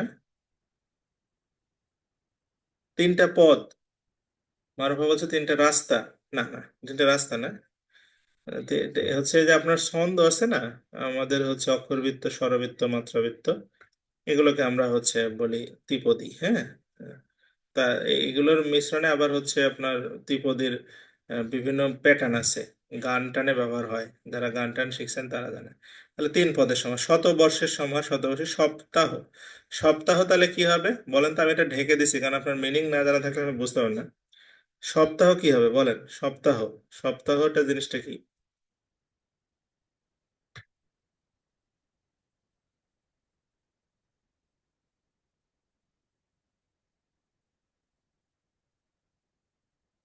সাত দিনের সমাহার, রাইট। অহ মানে হচ্ছে দিন, অহ মানে হচ্ছে দিন, সাত দিনের সমাহার। হ্যাঁ, মানে আপনার সপ্তাহ, ঠিক আছে। অহ মানে দিন, তাহলে আপনি বলবেন যে আহ, মানে সপ্ত অহের সমাহার, মানে সাত দিনের একসাথে আমরা বলবো হচ্ছে সপ্তাহ। এই তো, তাহলে ব্যাস বাক্য হচ্ছে। আর সমাহার যখন নিয়ে আসতে পারবেন দেন এটা দ্বিগু সমাস। বুঝছেন তো বিষয়টা? এবার আমরা চলে আসি এইগুলোতে। যেমন প্রথমে আছে কি অষ্টধাতু, যেমন দেখবেন যে গ্রামে গঞ্জে হকারেরা অষ্টধাতুর আংটি ব্যবহার করে। হুম এবং হচ্ছে তারা কিন্তু বলে যে এই আংটি থাকলে রাহু কেতু টেতু কিছু আর নাকি কোনো কাজে আসবে না নাকি। তো এই অষ্টধাতু বলতে কি কি ধাতু বলেন তো দেখি? অষ্টধাতু আমাদের মানে প্রাচীন যুগ থেকে চলে আসছে। এই আটটা ধাতু মিলে একসাথে আমরা বলি অষ্টধাতু। যেমন টিন আছে, লোহা আছে, পারদ আছে, রূপা, তামা, সোনা, দস্তা, আরো মনে হয় দু একটা আছে। এই সব মিলে হচ্ছে আমাদের একসাথে কি অষ্টধাতু। হ্যাঁ, তাহলে অষ্টধাতুর সমাহার। চতুর্ভুজ হচ্ছে চার ভুজের ভুজ মানে বাহু, বাহু মানে হাত কিন্তু না, এটা হচ্ছে ওই যে ত্রিভুজের যে বাহু থাকে না, সাইড, সোজা কথা আমরা বলি। হ্যাঁ, তারপরে চতুর্রঙ্গ, চতুর্রঙ্গ কি বলেন? চতুর্রঙ্গ জিনিসটা কি দেখি, কেউ দেখি।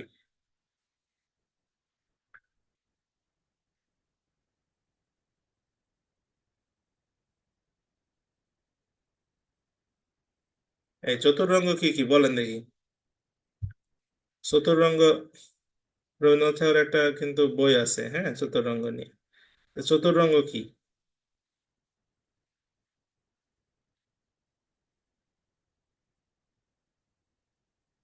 হ্যাঁ, চার অঙ্গের সমাহার। হ্যাঁ, আর শারমিন বলছে চারটা রং। না না না না, রং না, রং না। হাই হাই, এখানে চতুরঙ্গ, তার মানে এটার উচ্চারণ হবে চতুর, চতুর অঙ্গ। হ্যাঁ, রঙ্গ না। হ্যাঁ, চতুরঙ্গ মানে চার অঙ্গ। চার অঙ্গ কি কি বলেন তো? চার অঙ্গ কি কি?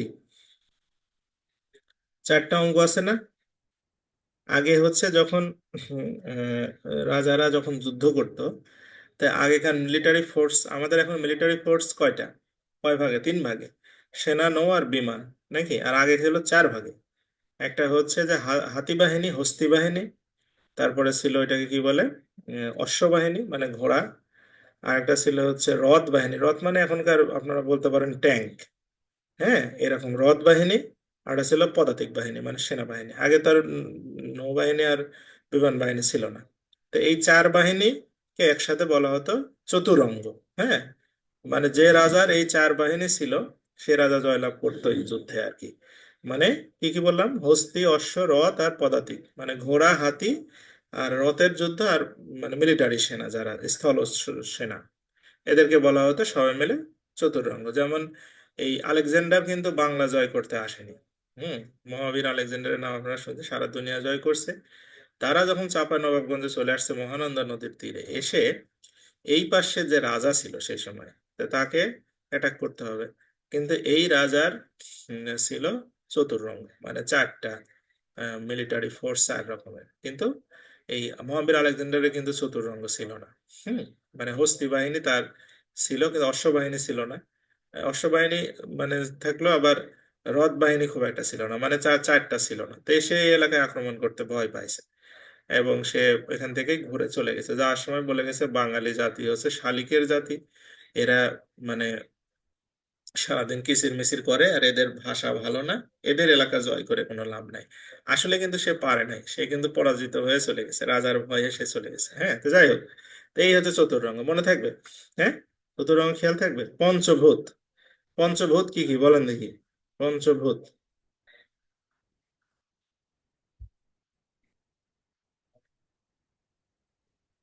পঞ্চভূত, এই ভূত কি কি বলেন দেখি?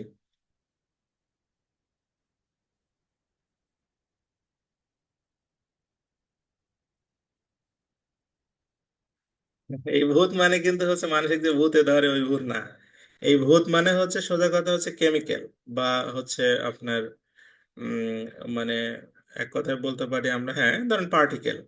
তো পঞ্চভূতের ভিতরে আছে পৃথিবী মানে প্ল্যানেট, জল, হুম, তারপরে আগুন, তারপরে বাতাস, আর হচ্ছে স্পেস মানে মহাকাশ। এইগুলোকে আগে হচ্ছে মুনি ঋষিরা বলতো পঞ্চভূত। হ্যাঁ, তাহলে পঞ্চভূতের সমাহার। 7 সমুদ্র, 7 সমুদ্র, 5টা উপাদান, রাইট। মানে ধরেন আমরা বলতে পারি মাটি, হুম, বায়ু, আগুন, এগুলো মিলে হচ্ছে আমরা বলতে পারি পঞ্চভূত। ঠিক আছে, তারপরে আসেন হচ্ছে 7 সমুদ্র, 7টা সমুদ্রের সমাহার নাকি? হুম, 7টা সমুদ্র আছে না? আমাদের সমুদ্র কয়টা? আমাদের এখন তো আমরা জানি হচ্ছে মানে কয়টা সমুদ্র? আমরা জানি 5টা। মহাসমুদ্র হচ্ছে, মহাসাগর হচ্ছে 5টা, কিন্তু আগেকার যারা মুনি ঋষিরা 7টা সমুদ্রের কথা বলতো। হ্যাঁ, হয়তো আরো 2 একটা ছোট ছোট সাগরকে তারা অ্যাড করছিল, করে 7টা সমুদ্র নাকি? তা আগে এত ম্যাপের জ্ঞান ছিল না, আশেপাশে যেসব বড় জলাশয় ছিল সেগুলোকে মিলে 7টা বড় সমুদ্র বলছে। তারপরে পঞ্চনদ, 5টা নদী একসাথে, যেমন হচ্ছে সরস্বতী, গঙ্গা, যমুনা, গোদাবরী। হ্যাঁ, এগুলাকে একসাথে বলা হয় পঞ্চনদ। 5টা নদের সমাহার, বুঝতে পারছেন? তাহলে আপনি যদি এটার মিনিং জানেন, তাহলে আপনার ব্যাস বাক্য করতেও কোনো সমস্যা হবে না, এবং আপনি কিন্তু হচ্ছে সুন্দর করে বিষয়টা বুঝে মনে রাখতে পারবেন। এরপর আমরা চলে আসবো কর্মধারয় সমাসে। কর্মধারয় সমাস আছে 5 ধরনের। কর্মধারয় সমাস বুঝতে হবে যে বিশেষ্য পদ আর বিশেষণ পদের সমাস হবে। হ্যাঁ, ঠিক আছে। আহ, সেটা কোনটা আগে হবে কোনটা পরে হবে এরকম কোনো বিষয় নেই। তাই প্রথমে সাধারণ কর্মধারায় আসি। সাধারণ কর্মধারায় সমাস আপনাকে বুঝতে হলে ওই যে হচ্ছে আপনাকে ব্যাস বাক্য করা জানতে হবে। তাহলে আপনি যে বা যিনি বা যা, এই দ্বারা যে প্রশ্ন হবে সেটাই হবে হচ্ছে আপনার কর্মধারয় সমাস। হ্যাঁ, আচ্ছা বলেন তো কাঁচকলা, এই কাঁচকলা আর ব্যাস বাক্য কি হবে দেখি, কেউ পারেন কিনা? কাঁচকলার ব্যাস বাক্য কি হবে? কাঁচকলা।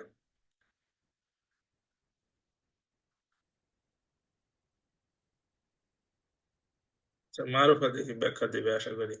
মারুফা বলেন কাঁচকলা কি? স্যার, কাঁচা যে কলা, যে কলাটা কাঁচা সেটাই কাঁচকলা। আচ্ছা, যে কলাটা কাঁচা সেই কলাটা হচ্ছে কাঁচকলা। এখন আমি যদি এটার ব্যাস বাক্য করি, এই যে দ্বন্দ্ব সমাসে যদি নিয়ে যাই কাঁচ ও কলা, তাহলে কি ভুল হচ্ছে? স্যার, দ্বন্দ্বতে তো দুইটা বোঝায়, দুইটা বোঝায়।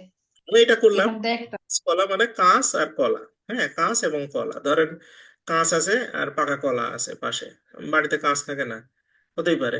হুম।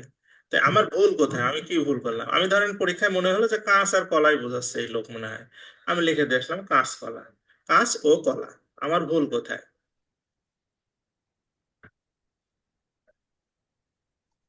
বুঝতে পারছেন কি বিষয়টা কি? মানে আমি কি ভুল করলাম, আমার কেন এটা আমার ভুল হচ্ছে কেন?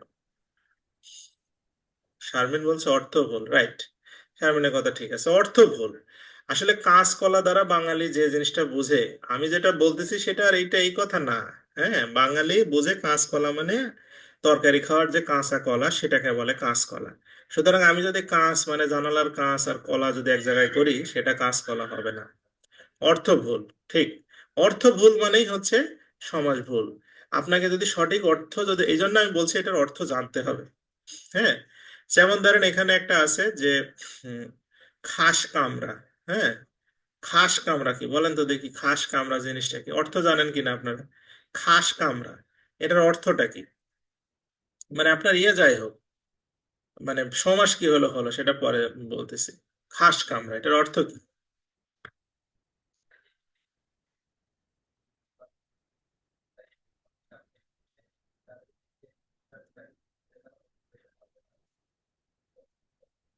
খাস কামড়া কেউ চেনেন?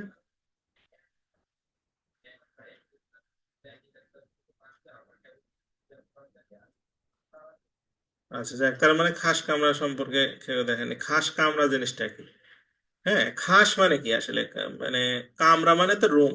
হ্যাঁ, কামরা শব্দের অর্থ হচ্ছে রুম, মানে আপনার একটা কক্ষ সোজা কথা। হ্যাঁ, আর খাস মানে কি? খাস মানে হচ্ছে পার্সোনাল। হ্যাঁ, একদম যেটা পার্সোনাল সেটা তাহলে পার্সোনাল কামরা। তাহলে আমরা বলতে পারবো যে কি, যে কামরাটা খাস মানে পার্সোনাল, সেটাকে আমরা বলবো হচ্ছে খাস কামরা। যেমন তাহলে আমরা এটাকে ব্যাস বাক্য যদি করি যে খাস যে কামরা, খাস কামরা মানে যে কামরাটা খাস।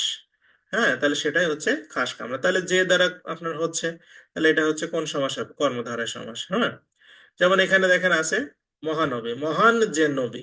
হ্যাঁ, মহান যে নবী। আবার এখানে আছে মহাত্মা, মহান যে আত্মা। ঠিক আছে, তার মানে যে আত্মাটা মহান সেটা হচ্ছে মহাত্মা, যে নবী মহান তাকে বলা হয় মহানবী। বুঝতে পারছেন বিষয়টা কি? এখন আপনি মহা যে নবী বলা যাবে না, কারণ হচ্ছে মানে ব্যাপারটা হচ্ছে যেমন আপনাকে যদি বলা হয় যে আহ, মহারাজ মানে মহান যে রাজা নাকি, যদি বলে মহানদী, তাহলে মহা যে নদী, মহান যে নদী না, কারণ নদী মহান হবে না, নদী হবে কি বড়। হ্যাঁ, মহা দ্বারাও কিন্তু বড় বোঝায় অনেক সময়। মহা মানে মহান, মহা মানে হচ্ছে কি বড়। তাহলে যে যে যে শব্দ দ্বারা আমরা মহান বোঝাচ্ছি সেই শব্দকে আপনার বলতে হবে মহান। যেমন মহান যে আত্মা, মহাত্মা, মহান যে নবী, মহানবী। বুঝতে পারছেন সেটাকে? যেমন যদি বলে দাদা ভাই। হ্যাঁ, আচ্ছা দাদা ভাই, দাদা ভাই হচ্ছে যিনি দাদা তিনি ভাই। এখন আপনি যদি এটা দাদা ভাইকে দাদার ভাই বলে ব্যাস বাক্য করেন, তাহলে এটা ভুল হবে। কেন ভুল হবে বলেন তো? কারণ দাদার ভাই কিন্তু দাদা ভাই না। আপনার দাদা থাকতে পারে একটা, হুম, দাদা থাকতে পারে, সেই দাদার যে ভাই সে কি আপনার দাদা ভাই? তাকে কি বোঝাচ্ছে এখানে? না না না, এটা বোঝাচ্ছে আপনার যে মায়ের অথবা বাবার, মানে বাবার বাবা তাকে বোঝাচ্ছে। তাহলে যিনি দাদা তিনি ভাই, সেই লোককে আমরা বলি দাদা ভাই। যেমন লাট সাহেব, যিনি লাট তিনি সাহেব, লাট সাহেব। যিনি ডাক্তার তিনি সাহেব। হ্যাঁ, যদি আপনি আবার ষষ্ঠী তৎপুরুষে নিয়ে যায় না, যে ডাক্তারের সাহেবের ডাক্তার, ডাক্তার সাহেব, তাইলে হবে না। সাহেবের ডাক্তার, সাহেব মানে বড় বড় লোক, ওদের ডাক্তার থাকে না পার্সোনাল, ওদেরকে আমরা বলবো ডাক্তার সাহেব। না, এই ডাক্তার সাহেব ওয়ার্ড দ্বারা আমরা বোঝাচ্ছি যে যিনি ডাক্তার সেই লোকটাই সাহেব মানে ডাক্তার সাহেব। ওকে, এরপরে আমরা চলে আসি মধ্য পদলোপী কর্মধারয় সমাসে। এখানে যে চারটা আছে এই চারটা পড়বেন। হ্যাঁ, মোটামুটি একই জিনিস, খুবই মানে বারবার পড়লে আপনার মানে বিষয়টা, আপনি যদি এখানে একটা কাজ হচ্ছে কোনো ওয়ার্ড মিনিং যদি না জানা থাকে আমাকে বলবেন। মানে এই যে সমস্ত পদের ওয়ার্ড মিনিং বলতেছি। হ্যাঁ, যেমন নীল উৎপল মানে নীল কালারের পদ্ম ফুল। পাণ্ডুলিপি, পাণ্ডু যে লিপি, পাণ্ডু মানে খসড়া, মানে ড্রাফট, ড্রাফট যে লিপি সেটা পাণ্ডুলিপি। ঠিক আছে, নীলাম্বর, নীল যে অম্বর, হ্যাঁ মানে দেহ আর কি। ঠিক আছে, এরকম আপনার যদি কোনো কিছু জানা না থাকে, মানে কোনো ইয়া জানা না থাকে, সেটা আমাকে বলবেন যে এই ওয়ার্ডটা আমি জানি না, জন্য বুঝতে পারছি না। প্রত্যেকটা ওয়ার্ড মিনিং জানতে হবে, প্রয়োজনে ওই বইয়ের পাশে খাতার পাশে লিখে রাখবেন। এবার আসি মধ্য পদলোপী কর্মধারয় সমাস। মধ্য পদলোপী কর্মধারয় সমাসটা বিষয়টা কি? যখন আপনি সমস্ত পদটাকে ভাঙবেন, ভাঙার পরে আপনার হচ্ছে কি হবে, ওই মাঝখানের যে মধ্যপদটা এটা বাদ দিয়ে আপনি হচ্ছে আহ, ইয়ে হবে আর কি, হ্যাঁ। আহ, মানে হচ্ছে সমস্ত পদটা হবে, যেমন দেখেন সিংহাসন, সিংহ চিহ্নিত আসন, মানে যে আসন, যে চেয়ার যেখানে সিংহের চিহ্ন থাকলে সেটাকে আমরা বলি সিংহাসন। দেখেন সমস্ত পদে আসে এইটা চিহ্নিতটা বাদ গেছে, সেই জন্য এটার নাম হচ্ছে মধ্যপদ। যেমন স্মৃতিসৌধ, স্মৃতি রক্ষার্থে সৌধ। গোবর গণেশ, গোবরে নির্মিত গণেশ। নির্মিত শব্দটা বাদ দিয়ে গোবর গণেশ তো বুঝেন, মানে মূর্খ যে, ঠিক আছে। এই গোবর গণেশ যে মূর্খ, এটা কি করে হলো বলেন তো, কেউ জানেন নাকি গোবর গণেশ? গোবর, হিন্দুদের একটা দেবতা আছে জানেন নাকি, গণেশ। সেই দেবতার হচ্ছে আপনার সিদ্ধিদাতা বলে। সিদ্ধিদাতা মানে আপনি যদি পড়াশোনা করেন, স্টাডি করেন বা জ্ঞান অর্জনের চেষ্টা করেন, হিন্দুরা বিশ্বাস করে যে আপনাকে সিদ্ধি দেওয়ার ক্ষমতা, মানে সিদ্ধি মানে আপনার সাকসেস, এটা দেওয়ার ক্ষমতা আছে গণেশের, অন্য দেবতার নাই। তো এখন গণেশের আপনার এই যে ক্ষমতা, তো গণেশ কি দিয়ে তৈরি হয়? মাটি দিয়ে, বা আরো সুন্দর করে মোম টোম দিয়ে বা সোনা দিয়েও তৈরি হয় অনেক জায়গায়। কিন্তু যদি গোবরে গণেশ হয়, সেই গণেশ আপনাকে কি হবে না, সিদ্ধি দেওয়ার ক্ষমতা নেই। এই জন্য বলা হয় যে গোবরে নির্মিত গণেশ অর্থ হচ্ছে গোবর গণেশ মানে মূর্খ। আচ্ছা, তারপরে হচ্ছে কি, আহ হ্যাঁ, ধর্মঘট, ধর্ম রক্ষার্থে ঘট। ঘট তো বুঝেন, ঘট মানে একটা বাটি টাইপের একটা আছে, ছোট, মানে বাটি ঠিক না, ওইটা ওই ঘট তো চেনার কথা সবারই, আপনি আপনার এই যে মগ টাইপের আর কি এক প্রকার, হ্যাঁ। তো এইটা এক জায়গায় রেখে দেওয়া হয় স্টিল করে, এই জন্য ধর্মঘট বোঝাতে কত কোনো জায়গায় যদি মানুষ স্টিল থাকে সেটা ধর্মঘট। যেমন পলান্ন, পল মানে হচ্ছে মাংস, তাহলে পলান্ন কি জিনিস? আপনার যদি পরীক্ষা আসে পলান্ন, তাহলে আপনি লিখবেন কি, পল মিশ্রিত অন্ন, মানে ভাতের মধ্যে যে ভাতে পল দেওয়া থাকে সেটাকে বলা হয় পলান্ন বা পোলাও। হুম। আচ্ছা, তারপরে কি, পোলাও বা বিরিয়ানি যেটাকে বলে, পোলাও তো আর ভাতের মধ্যে থাকে না, মাংস বিরিয়ানির মধ্যে থাকে, তাই না? বিরিয়ানির মধ্যে ইয়ে থাকে। তারপরে হচ্ছে আপনার মানি ব্যাগ, মানি রাখার যে ব্যাগ সেটা হচ্ছে মানি ব্যাগ, হ্যাঁ। তাহলে মাঝখানে রাখার শব্দটা বাদ যাচ্ছে। হ্যাঁ, এই যে ডাল ভাত, ডাল মিশ্রিত যে ভাত, এখানে একটা বলি যে অনেক সময় একই শব্দ বিভিন্ন সমাসে যেতে পারে, সেটা নির্ভর করবে আপনার ব্যাস বাক্যের উপরে। হ্যাঁ, যদি আপনি ব্যাস বাক্যটা সঠিক করেন, যেমন ডাল ভাতের যদি ডাল ও ভাত যদি আপনি করেন, এটা দ্বন্দ্ব সমাস যাবে, অর্থ ঠিকই থাকলো, কোনো ভুল হলো না। যদি আপনি বলেন ডাল মিশ্রিত যে ভাত, আপনার অর্থ ঠিকই থাকলো, ওইটাও দ্বারা মানুষ বুঝবে ডাল ভাত, তখন এটা হয়ে যাবে কর্মধারয় সময়। আপনি যদি ডাল মিশ্রিত ভাত ব্যাস বাক্য করেন, তাহলে কর্মধারায় লিখতে হবে, হ্যাঁ। তারপরে যেমন আছে গোষ্পদ, গো পরিমিত পদ, গোষ্পদ। হ্যাঁ, গো পরিমিত পদ মানে কি? এই গোষ পদ মানে কি বলেন তো দেখি, কেউ বলতে পারেন কিনা? আপনারা এগুলা বাংলা বাংলা ভালো করে পড়তে হবে তো। গোষ পদ কি বলেন দেখি?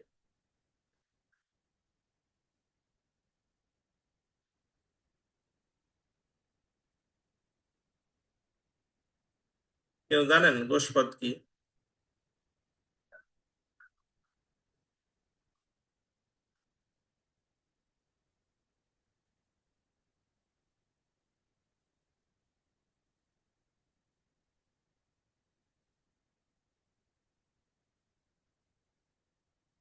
তার মানে গোষ পদ সম্পর্কে কারো ধারণা নাই। গো পরিমিত পদ, গো মানে কি? গো মানে হচ্ছে গরু, হ্যাঁ। গরুর মতো পা, বুঝছেন? গোষ পদ। অনেক মানুষের দেখবেন ছোট ছোট পা থাকে না, ওদেরকে আমরা বলি হচ্ছে গোষ পদ, হ্যাঁ। গো পরিমিত পদ। আচ্ছা, এরপরে আসে কি, এখানে বলছে এনাক্ষী, এনের অক্ষের মতো অক্ষী মানে কি? এন মানে কি? এন মানে মৃগ, মৃগ মানে কি? হরিণ, হরিণের আখির মতো আখি, আহা, এগুলোকে বলা হচ্ছে এনাক্ষী। এরপরে আমরা উপমান কর্মধারায় আসি, এটা খুব ইম্পর্টেন্ট। উপমান কর্মধারায় সমাস বুঝতে হলে আপনাকে তিনটা জিনিসের সাথে ভালো করে পরিচিত হতে হবে। তার মধ্যে একটা হচ্ছে আপনার উম আহ, প্রথম কথা হচ্ছে গুণটা আপনাকে আগে ভালো করে বুঝতে হবে। প্রত্যক্ষ যেটা সেটাকে বুঝতে হবে, পরোক্ষ যেটা সেটাকে বুঝতে হবে, ঠিক আছে। তে সেইটা বোঝার ক্ষেত্রে আমি ধরেন আহ মানে হচ্ছে তিনটা জিনিস এখানে ক্লিয়ার করি, আপনি এটা বুঝতে পারলেই বুঝতে পারবেন। যেমন ধরেন এখানে আছে কি, কাজল কালো। হুম। কাজলের কাজল কালো, কাজল কালো জিনিসটা কি? কাজলের মতো কালো নাকি? আচ্ছা, কাজল কালো দ্বারা আপনি কি বোঝেন? কাজলের মতো কালো নাকি, সেটাকে আমরা তো কাজল কালো বলি। এখন আপনি তুলনা করতেছেন কাকে? কাজলের সাথে তুলনা করতেছেন। আপনি কি দেখে এই কথা বললেন? কাজল কালোটা কি দেখে বললেন? কারো চুল দেখে বলতে পারেন, হ্যাঁ, যে তার চুল হচ্ছে কাজলের মতো কালো নাকি? আমরা এই কথাটা এভাবে লিখতে পারতাম যে চুল কাজলের মতো কালো নাকি, না লিখে আমরা লিখছি কাজলের মতো কালো বা কাজল কালো। বুঝতে পারছেন বিষয়টা কি? কাজল কালো চুল, এরকম বলে না অনেকে, কাজল কালো চুল। তার মানে আপনি চুলের তুলনা করতেছেন কাজলের সাথে। বুঝতে পারছেন কথা? চুলের তুলনা হচ্ছে কাজলের সাথে। এই চুলটা হচ্ছে প্রত্যক্ষ বস্তু, চুলটা হচ্ছে প্রত্যক্ষ বস্তু, কাজলটা হচ্ছে পরোক্ষ বস্তু। আপনার কথা কি ক্লিয়ার? এটুকু বুঝতে পারছেন? এটা পরোক্ষ বস্তু। আর এই যে কালো কি সাদা বা নীল, এগুলাকে বলা হয় গুণ। এগুলোর নাম হচ্ছে গুণ। তিনটা জিনিসের পার্থক্য বুঝছেন? হুম? আচ্ছা, আমি এখানে একটা লিখি, আপনার হচ্ছে বলেন তো দেখি।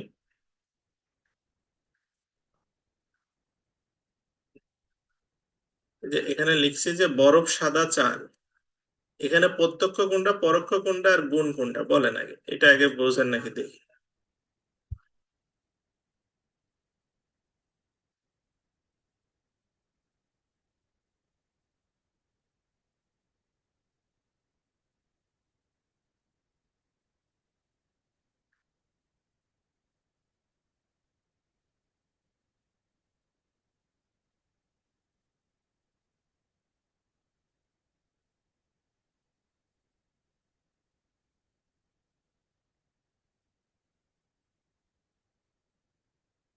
আচ্ছা, প্রত্যক্ষ কোনটা, পরোক্ষ কোনটা, এই এর ভিতরে বরফ সাদা চাল, এর মধ্যে প্রত্যক্ষ কোনটা, পরোক্ষ কোনটা, আর গুণ কোনটা?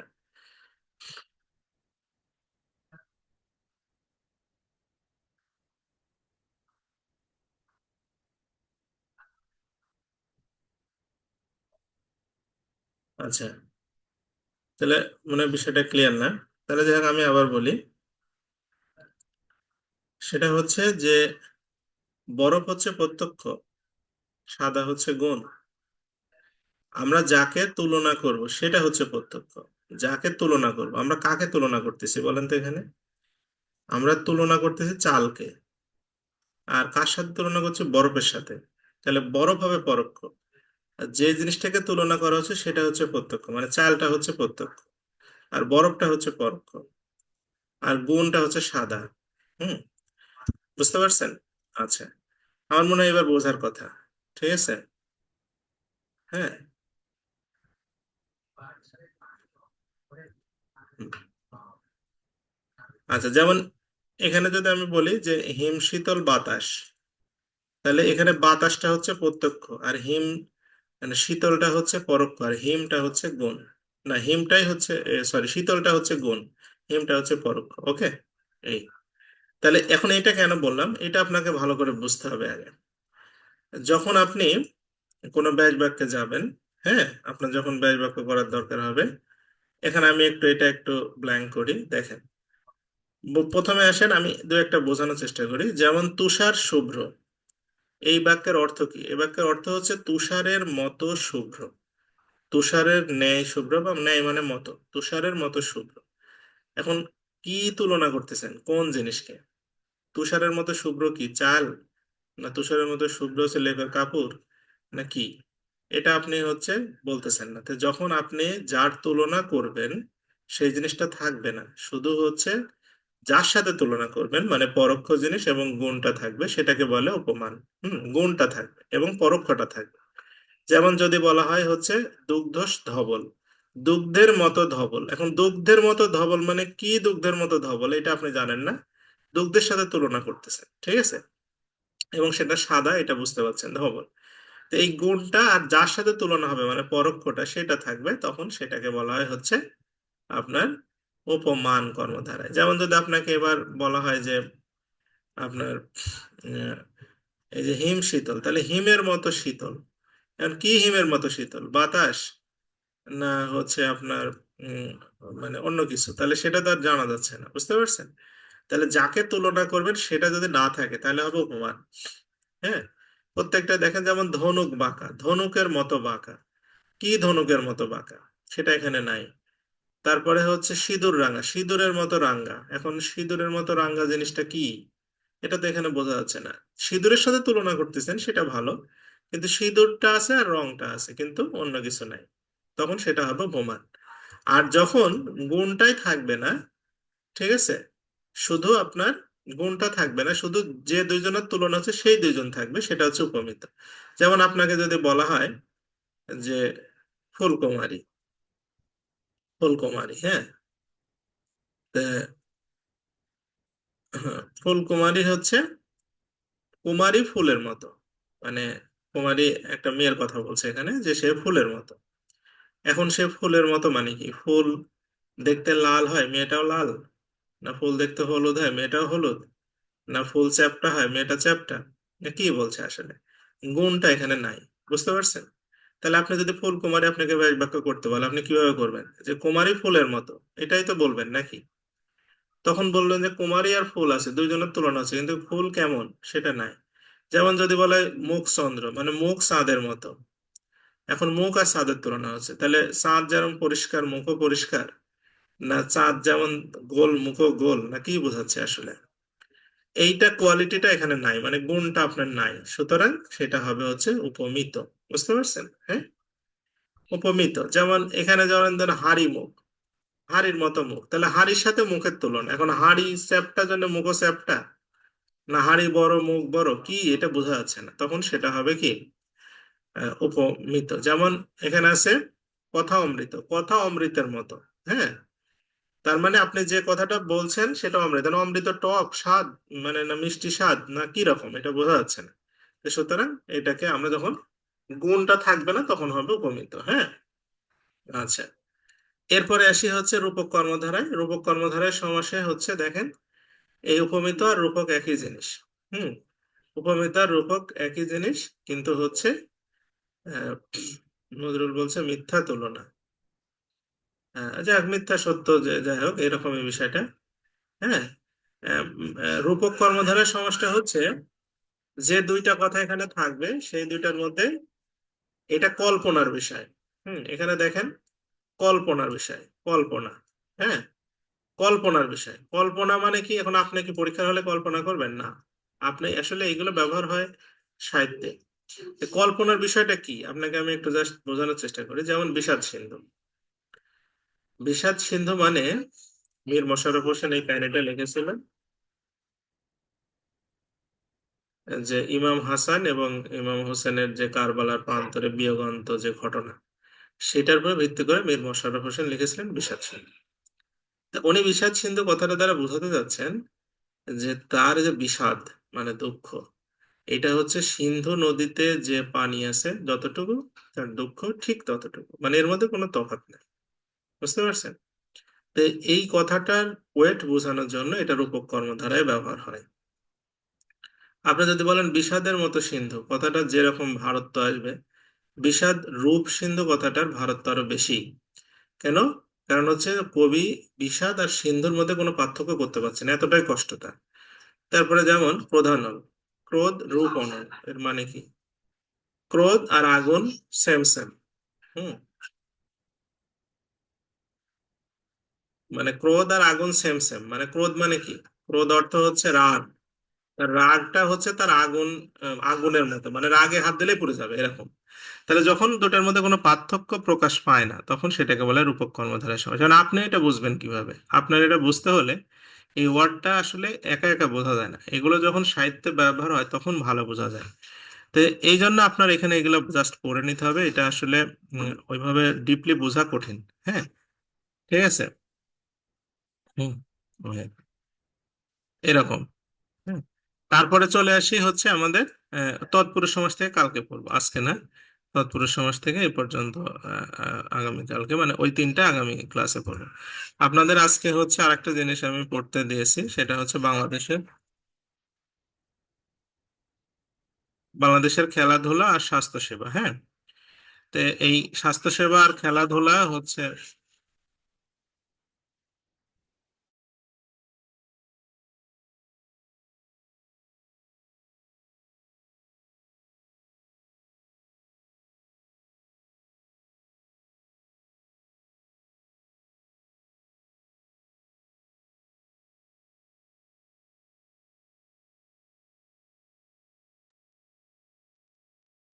বাংলাদেশের স্বাস্থ্য সেবা আর আপনার হচ্ছে বাংলাদেশের খেলাধুলা, এই দুইটা আপনারা জাস্ট রিডিং করবেন, এখানে বোঝানোর তেমন কিছু নাই বা ইয়া কিছু নেই। বাংলাদেশের খেলাধুলা আপনাদের বিভিন্ন যে গেমস এর সাথে আমাদের কানেক্টেড আছে, এইগুলো জাস্ট রিডিং করলে আপনারা খেলাধুলা জানেন ভাবে, এগুলো রিডিং করলে হয়ে যাবে। আর বাংলাদেশের স্বাস্থ্য সেবার ভিতরে এই যে বাংলাদেশের যে আইসিডিডিআরবিটা খুব ইম্পর্টেন্ট, এবং আমাদের আইডিসিআরটা ইম্পর্টেন্ট, এগুলো একটু ভালো করে দেখবেন, হ্যাঁ। আচ্ছা, আরেকটা জিনিস আজ থেকে পড়া শুরু করতে হবে আপনাদের অল্প বিস্তর, সেটা হচ্ছে আপনার এই আহ, এটাকে বলে বাগধারা। তো বাগধারা সম্পর্কে আমি আপনাদের মানে অল্প অল্প করে কিছু পড়া দিচ্ছি, হ্যাঁ। এগুলো পড়ার ক্ষেত্রে আমি আপনাদের একটা পরামর্শ দিব, সেটা হচ্ছে এই বাগধারাগুলোর মানে ব্যাকগ্রাউন্ড আছে কিছু। বাগধারাগুলো কিভাবে তৈরি হয়েছে, কিভাবে তো মানে কিভাবে আসছে, এগুলোর কিছু হচ্ছে ব্যাকগ্রাউন্ড আছে। তো এই ব্যাকগ্রাউন্ড গুলোকে আমরা হচ্ছে একটু অ্যানালাইসিস করে যদি পড়ি,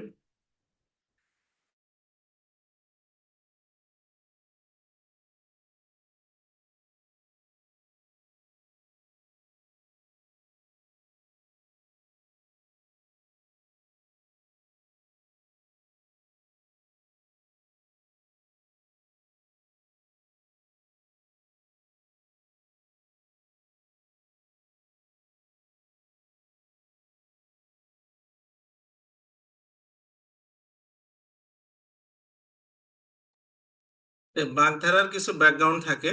যেমন আমি একটু ছোট্ট করে আপনাদের একটা বলি, যেমন অগস্ত্য যাত্রা, এটার একটা গল্প আছে ছোট। এটার অর্থ হচ্ছে সেই যাত্রা আপনি যতই মুখস্থ করেন, এগুলো মনে রাখা কঠিন আছে, হ্যাঁ। তো এটার একটা ব্যাখ্যা আছে আপনাদের, আমি জাস্ট ছোট 1 মিনিটে যেটা শেয়ার করি। অগস্ত্য একটা মুনি ঋষি ছিল, হুম। তো এই অগস্ত্য মুনি আপনার জঙ্গলে উনি ধ্যান করতো। তো এই ওনাকে হচ্ছে উনি ডাক্তারও ছিল, ঠিক আছে। তো এনার সম্পর্কে আমি একটু জাস্ট মানে উনি ঋগ্বেদের একজন মানে মনি ছিল, ঋষি ছিল। তো এই লোক আপনার হচ্ছে ইনার সাথে আপনার দুইটা দৈত্যের আর কি একটা এক প্রকার আহ, মানে যুদ্ধ হয়। যুদ্ধটা কিরকম, মানে এই দুইটা দৈত্য ছিল বনে। তারা হচ্ছে মানুষকে মানে তারা মায়া দত্ত আর কি, মায়া করতে পারতো মানুষকে, হ্যাঁ। তখন তারা বলছে যে আমরা আজকে অগস্ত্য মুনির বাসায় যাব। এক ভাই হচ্ছে ছাগল সেজে যাবে, আর মানে আরেক ভাই আর কি সাইডে বসে থাকবে, হ্যাঁ। যে অগস্ত্য মুনিকে গিয়ে তারা হচ্ছে ওই ছাগল রূপে, আগে তো মানুষ বনের মানুষ এগুলাই খাইতো, ছাগল তারপরে এই পশু পাখি এগুলো ধরে ধরে ফলমূল এগুলো খাইতো। তো তারা খাবে এবং পেটের ভিতরে তারা আবার পরে জীবিত হয়ে ব্যাক করবে, এরকম একটা কাহিনী আছে। তো যাক, অবস্থা মুনি তাদের ভাবে খাওয়ার পরে, আর সে মুনি মানুষ ডাক্তার একেতে, তারপরে তার পেট থেকে আর তারা বের হতে পারেনি, ঠিক আছে। এবং চিরতরে মারা গেছে, এরকম একটা কাহিনী আছে। যে প্রত্যেকটা বাগধারার একটা করে ব্যাকগ্রাউন্ড আছে। সবগুলো তো পড়া সম্ভব না, তারপরেও কিছু জিনিস এখানে দেখতে হয়। যেমন হচ্ছে অজার যুদ্ধে আটুনি ষাঁড়, অজা মানে হচ্ছে ছাগল। ছাগলের যুদ্ধে আপনার যে গিট দেওয়া থাকে, দুইটা ছাগল দূরে যদি মারামারি লাগে, দেখবেন যে তাদের গিট দেওয়া থাকে, গিটেই তারা যুদ্ধ শেষ করতে পারে না। এই জন্য বলা হয় অজার যুদ্ধে আটুনি শেষ আর কি।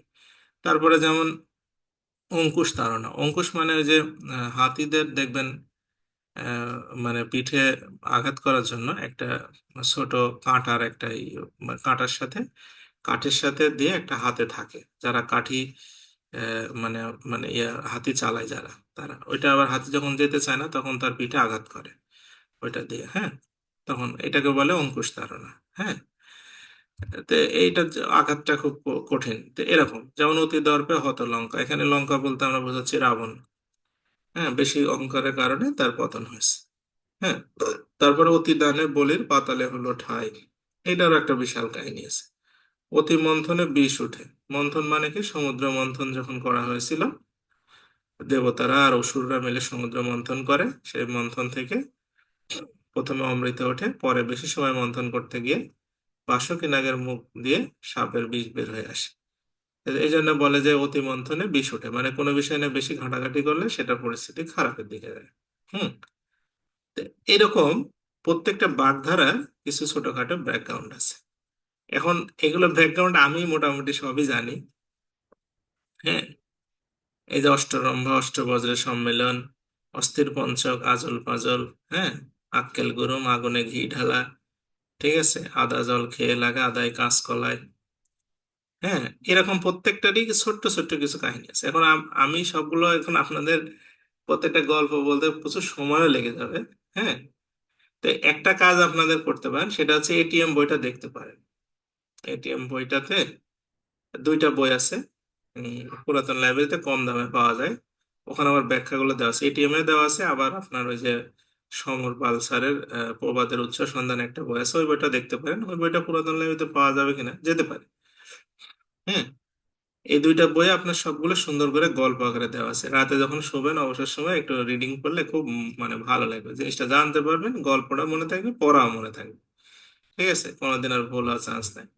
তো এই বই দুইটা আপনারা পুরাতন লাইব্রেরি থেকে সংগ্রহ করে নিলে, মানে আমার আর এইভাবে গল্পগুলো বলতেও হবে না, আপনারা গল্প আকারে পড়লে খুব মজা লাগবে। হ্যাঁ, যেটা মানে এত সুন্দরভাবে লেখা আছে, এই প্রত্যেকটা বাগধারার গল্পগুলো ওনারা ব্যাখ্যা করার চেষ্টা করছে, যেগুলোর ইতিহাস কি, এগুলোর আমাদের পৌরাণিক সাহিত্য, ঐতিহাসিক সাহিত্য সবকিছু মিলে আর কি এটা আসছে। ঠিক আছে, তো আপনারা এই উম, যদি পানটা ইয়ে করেন, আমার মনে হয় এটিএম বইটা পিডিএফ ও পাওয়া যায় অনলাইনে।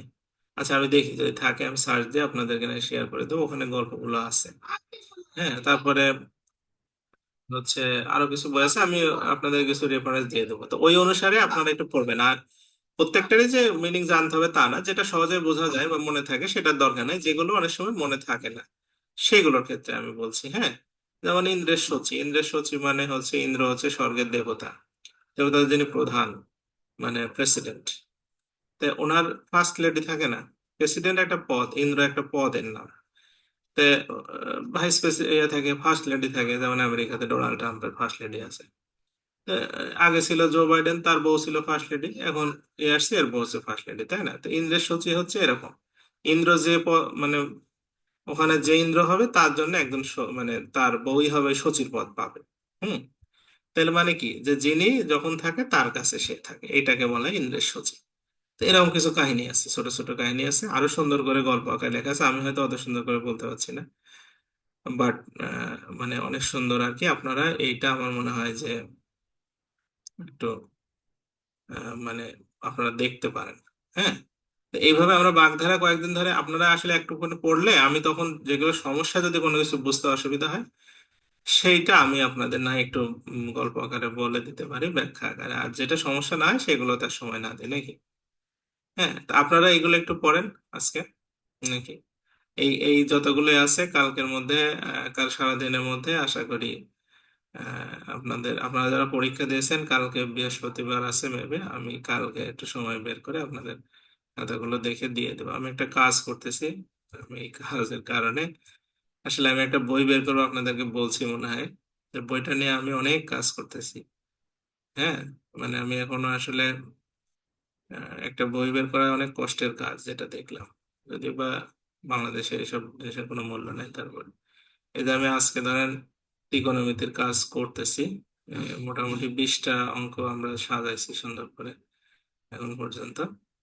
তো আমি আর সব চ্যাপ্টারেরই কাজ চলছে, অনেকগুলো চ্যাপ্টার আমার হয়েও গেছে, যেমন এই যে বৃত্তর কাজগুলো ধরেন এখানে আমি করে ফেলছি, এই যে এগুলা অলমোস্ট বৃত্তটা কমপ্লিট করে ফেলছি, অনেকগুলো কমপ্লিট করে ফেলছি। হ্যাঁ, বৃত্ততে যেমন 65টা অঙ্ক হয়ে যাওয়ার পর্যন্ত পরীক্ষা এসেছে 10 বছরে, এগুলো সব বাছাই করে চিত্র টিত্র দিয়ে মানে যতটা সম্ভব ভালো করা যায় চেষ্টা করতেছি। হ্যাঁ, তো এই জন্য আমি কিছু সময় মানে বের করা একটু কষ্ট হচ্ছে। তারপরেও আমি চেষ্টা করতেছি আপনাদের এখানে এই এই বইটা আমি দেখি আর যদি মাস তিনেকের মধ্যে শেষ করতে পারি, তারপরে রিভিশন টিভিশন করে আর 3 মাস লাগবে ভুলভ্রান্তি সব ঠিক করে অক্টোবর নভেম্বরের দিকে ভাবতেছি যে বইটা প্রিন্ট করা যায় কিনা। হুম। এর প্রচুর কাজ। তো যাই হোক, তারপরে আমি চেষ্টা করবো এ করে। আর আপনাদের কোনো বিষয়, আচ্ছা আমাদের আহ, 2টা অঙ্ক ছিল গতকালকে শয়ন যেটা বলছিল, তার ভিতরে একটা হচ্ছে নাবিলের অঙ্ক। হ্যাঁ। তো এই নাবিলের অঙ্কটা দাঁড়ান। নাবিলের অঙ্কটা হচ্ছে আমাদের একটা ছিল ইয়ের অঙ্ক, বীজগণিত অঙ্কটা আসে না পরীক্ষায়। একটা কিন্তু নাবিলের অঙ্কটা এখন পর্যন্ত আসেনি, কিন্তু এটা 9-10-এর বইয়ে আছে, বুঝতে পারছেন? তো 9-10-এর বইয়ে যেহেতু আছে, সেহেতু অঙ্কটা একটু দেখার দরকার আছে। হুম,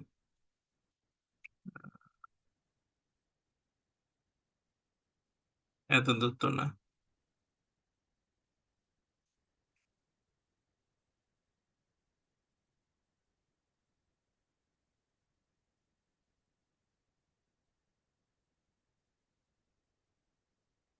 তো কত নম্বর অঙ্ক ছিল নাবিলের অঙ্কটা?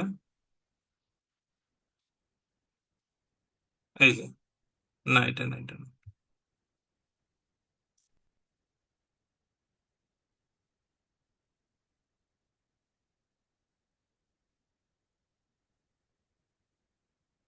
আমি এটা মনে হয় স্কিপ করছিলাম, এটা কত নম্বর যেন একটা অঙ্ক ছিল।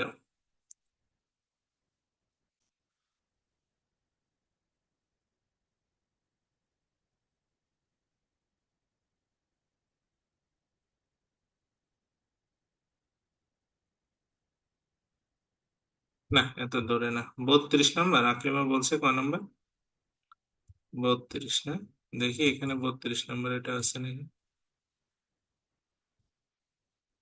এটা মনে হয় অন্য স্লাইড। এটা হচ্ছে আপনার ওই যে এমসিকিউর বেসিস স্লাইড, এইটাতে আছে। দাঁড়ান।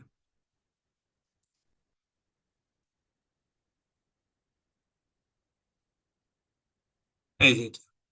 নাবিলের বয়স আর শুভর বয়সের একটা অঙ্ক ছিল। হ্যাঁ, এটা অবশ্য 9-10-এর বইয়ের অঙ্ক, বুঝতে পারছেন?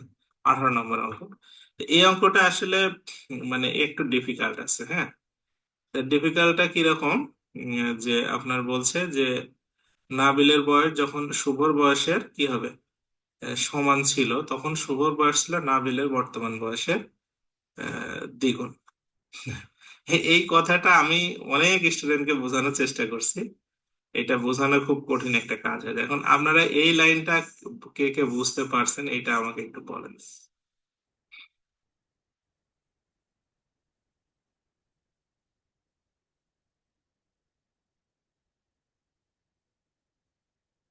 আচ্ছা, এইখানে নাবিলের বয়স যখন শুভর বর্তমান বয়সের সমান ছিল, তার মানে দেখেন শুভ কিন্তু বয়সে ছোট, কারণ নাবিল হচ্ছে এখানে বড়, বুঝতে পারছেন?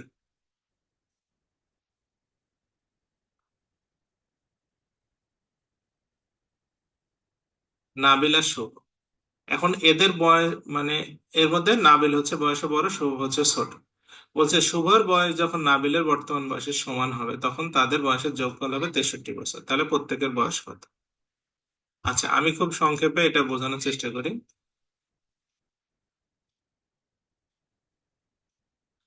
পার্থক্যটা হচ্ছে এক্স বছর। হ্যাঁ, পার্থক্যটা হচ্ছে দুইজনের এক্স বছর।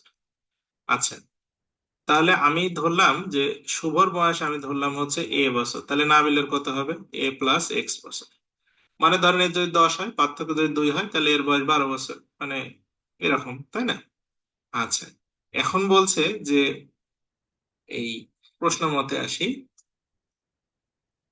প্রশ্ন মতে প্রশ্ন মতে বলছে যে যখন নাবিলের বয়স যখন শুভর বর্তমান বয়সের সমান ছিল, নাবিলের বয়স কোন একটা সময় শুভর বর্তমান বয়সের সমান ছিল। হ্যাঁ। আচ্ছা, তো এইটা দেখেন, আমাদের মানে পার্থক্যর সমান আগে যেতে হবে, তাই না? পার্থক্য সমান আগে না গেলে তো আমরা পাবো না। আর শুভর এখনকার বয়স হচ্ছে তাহলে কয় বছর আগে নাবিলের সমান ছিল? এক্স বছর আগে। এই বয়সটা নাকি শুভর যে বর্তমান বয়স মানে এইটার হচ্ছে দ্বিগুণ। তাহলে বা এটা হচ্ছে এখানে 2a আর একটা মিলে হচ্ছে হবে, আর এটা হবে 3x, এর মানটা হবে 3x। গেল। হুম। আচ্ছা, এটা একটা ইকুয়েশন গেল। আর একটা ইকুয়েশনে কি বলছে ওনারা? ওনারা বলছে যে শুভর বয়স যখন নাবিলের বর্তমান বয়সের সমান হবে। তো দেখেন, শুভর এখন এ, পার্থক্য হচ্ছে এক্স, তাহলে এক্স বছর পরে এর সমান হয়ে যাবে, তাহলে এ প্লাস এক্স। আর নাবিলেরও হবে হচ্ছে এ প্লাস এক্স এর সাথে আরেকটা এক্স বেড়ে যাবে এর। হুম। তখন এদের বয়স যোগ করলে হবে হচ্ছে 63 বছর। 63 বছর। তাহলে এখানে আপনার আছে হচ্ছে 2a প্লাস 3x সমান সমান 63।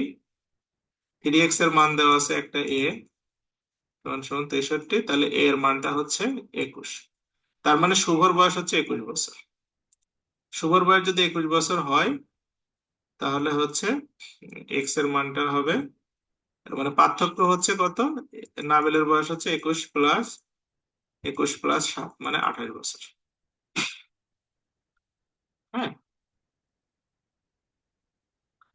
এই আর কি। যাই হোক, বিষয়টা আপনারা একটু ভাবেন, প্রয়োজনে আমি আরেকদিন এটা দেখাবো। আজকে একটু ইয়ে করে, আজকে একটু টাইম কনজেস্টেড, প্রয়োজনে আরেকদিন দেখাবো, কিন্তু আপনারা আজকে একটু এটা বোঝার চেষ্টা করেন। একদিনে এটা হবে না, এটা একটু পিকুলিয়ার টাইপের। হ্যাঁ, আমার এটার মনে একটা ভিডিও আপলোড করা আছে, ওটা একটু দেখেন। তারপরে যদি সমস্যা হয় আমি আপনাদেরকে আরেকদিন, প্রয়োজন আপনারা বুঝে নিয়ে আগামী ক্লাসে আবার প্রয়োজনে জিজ্ঞেস করেন। হ্যাঁ।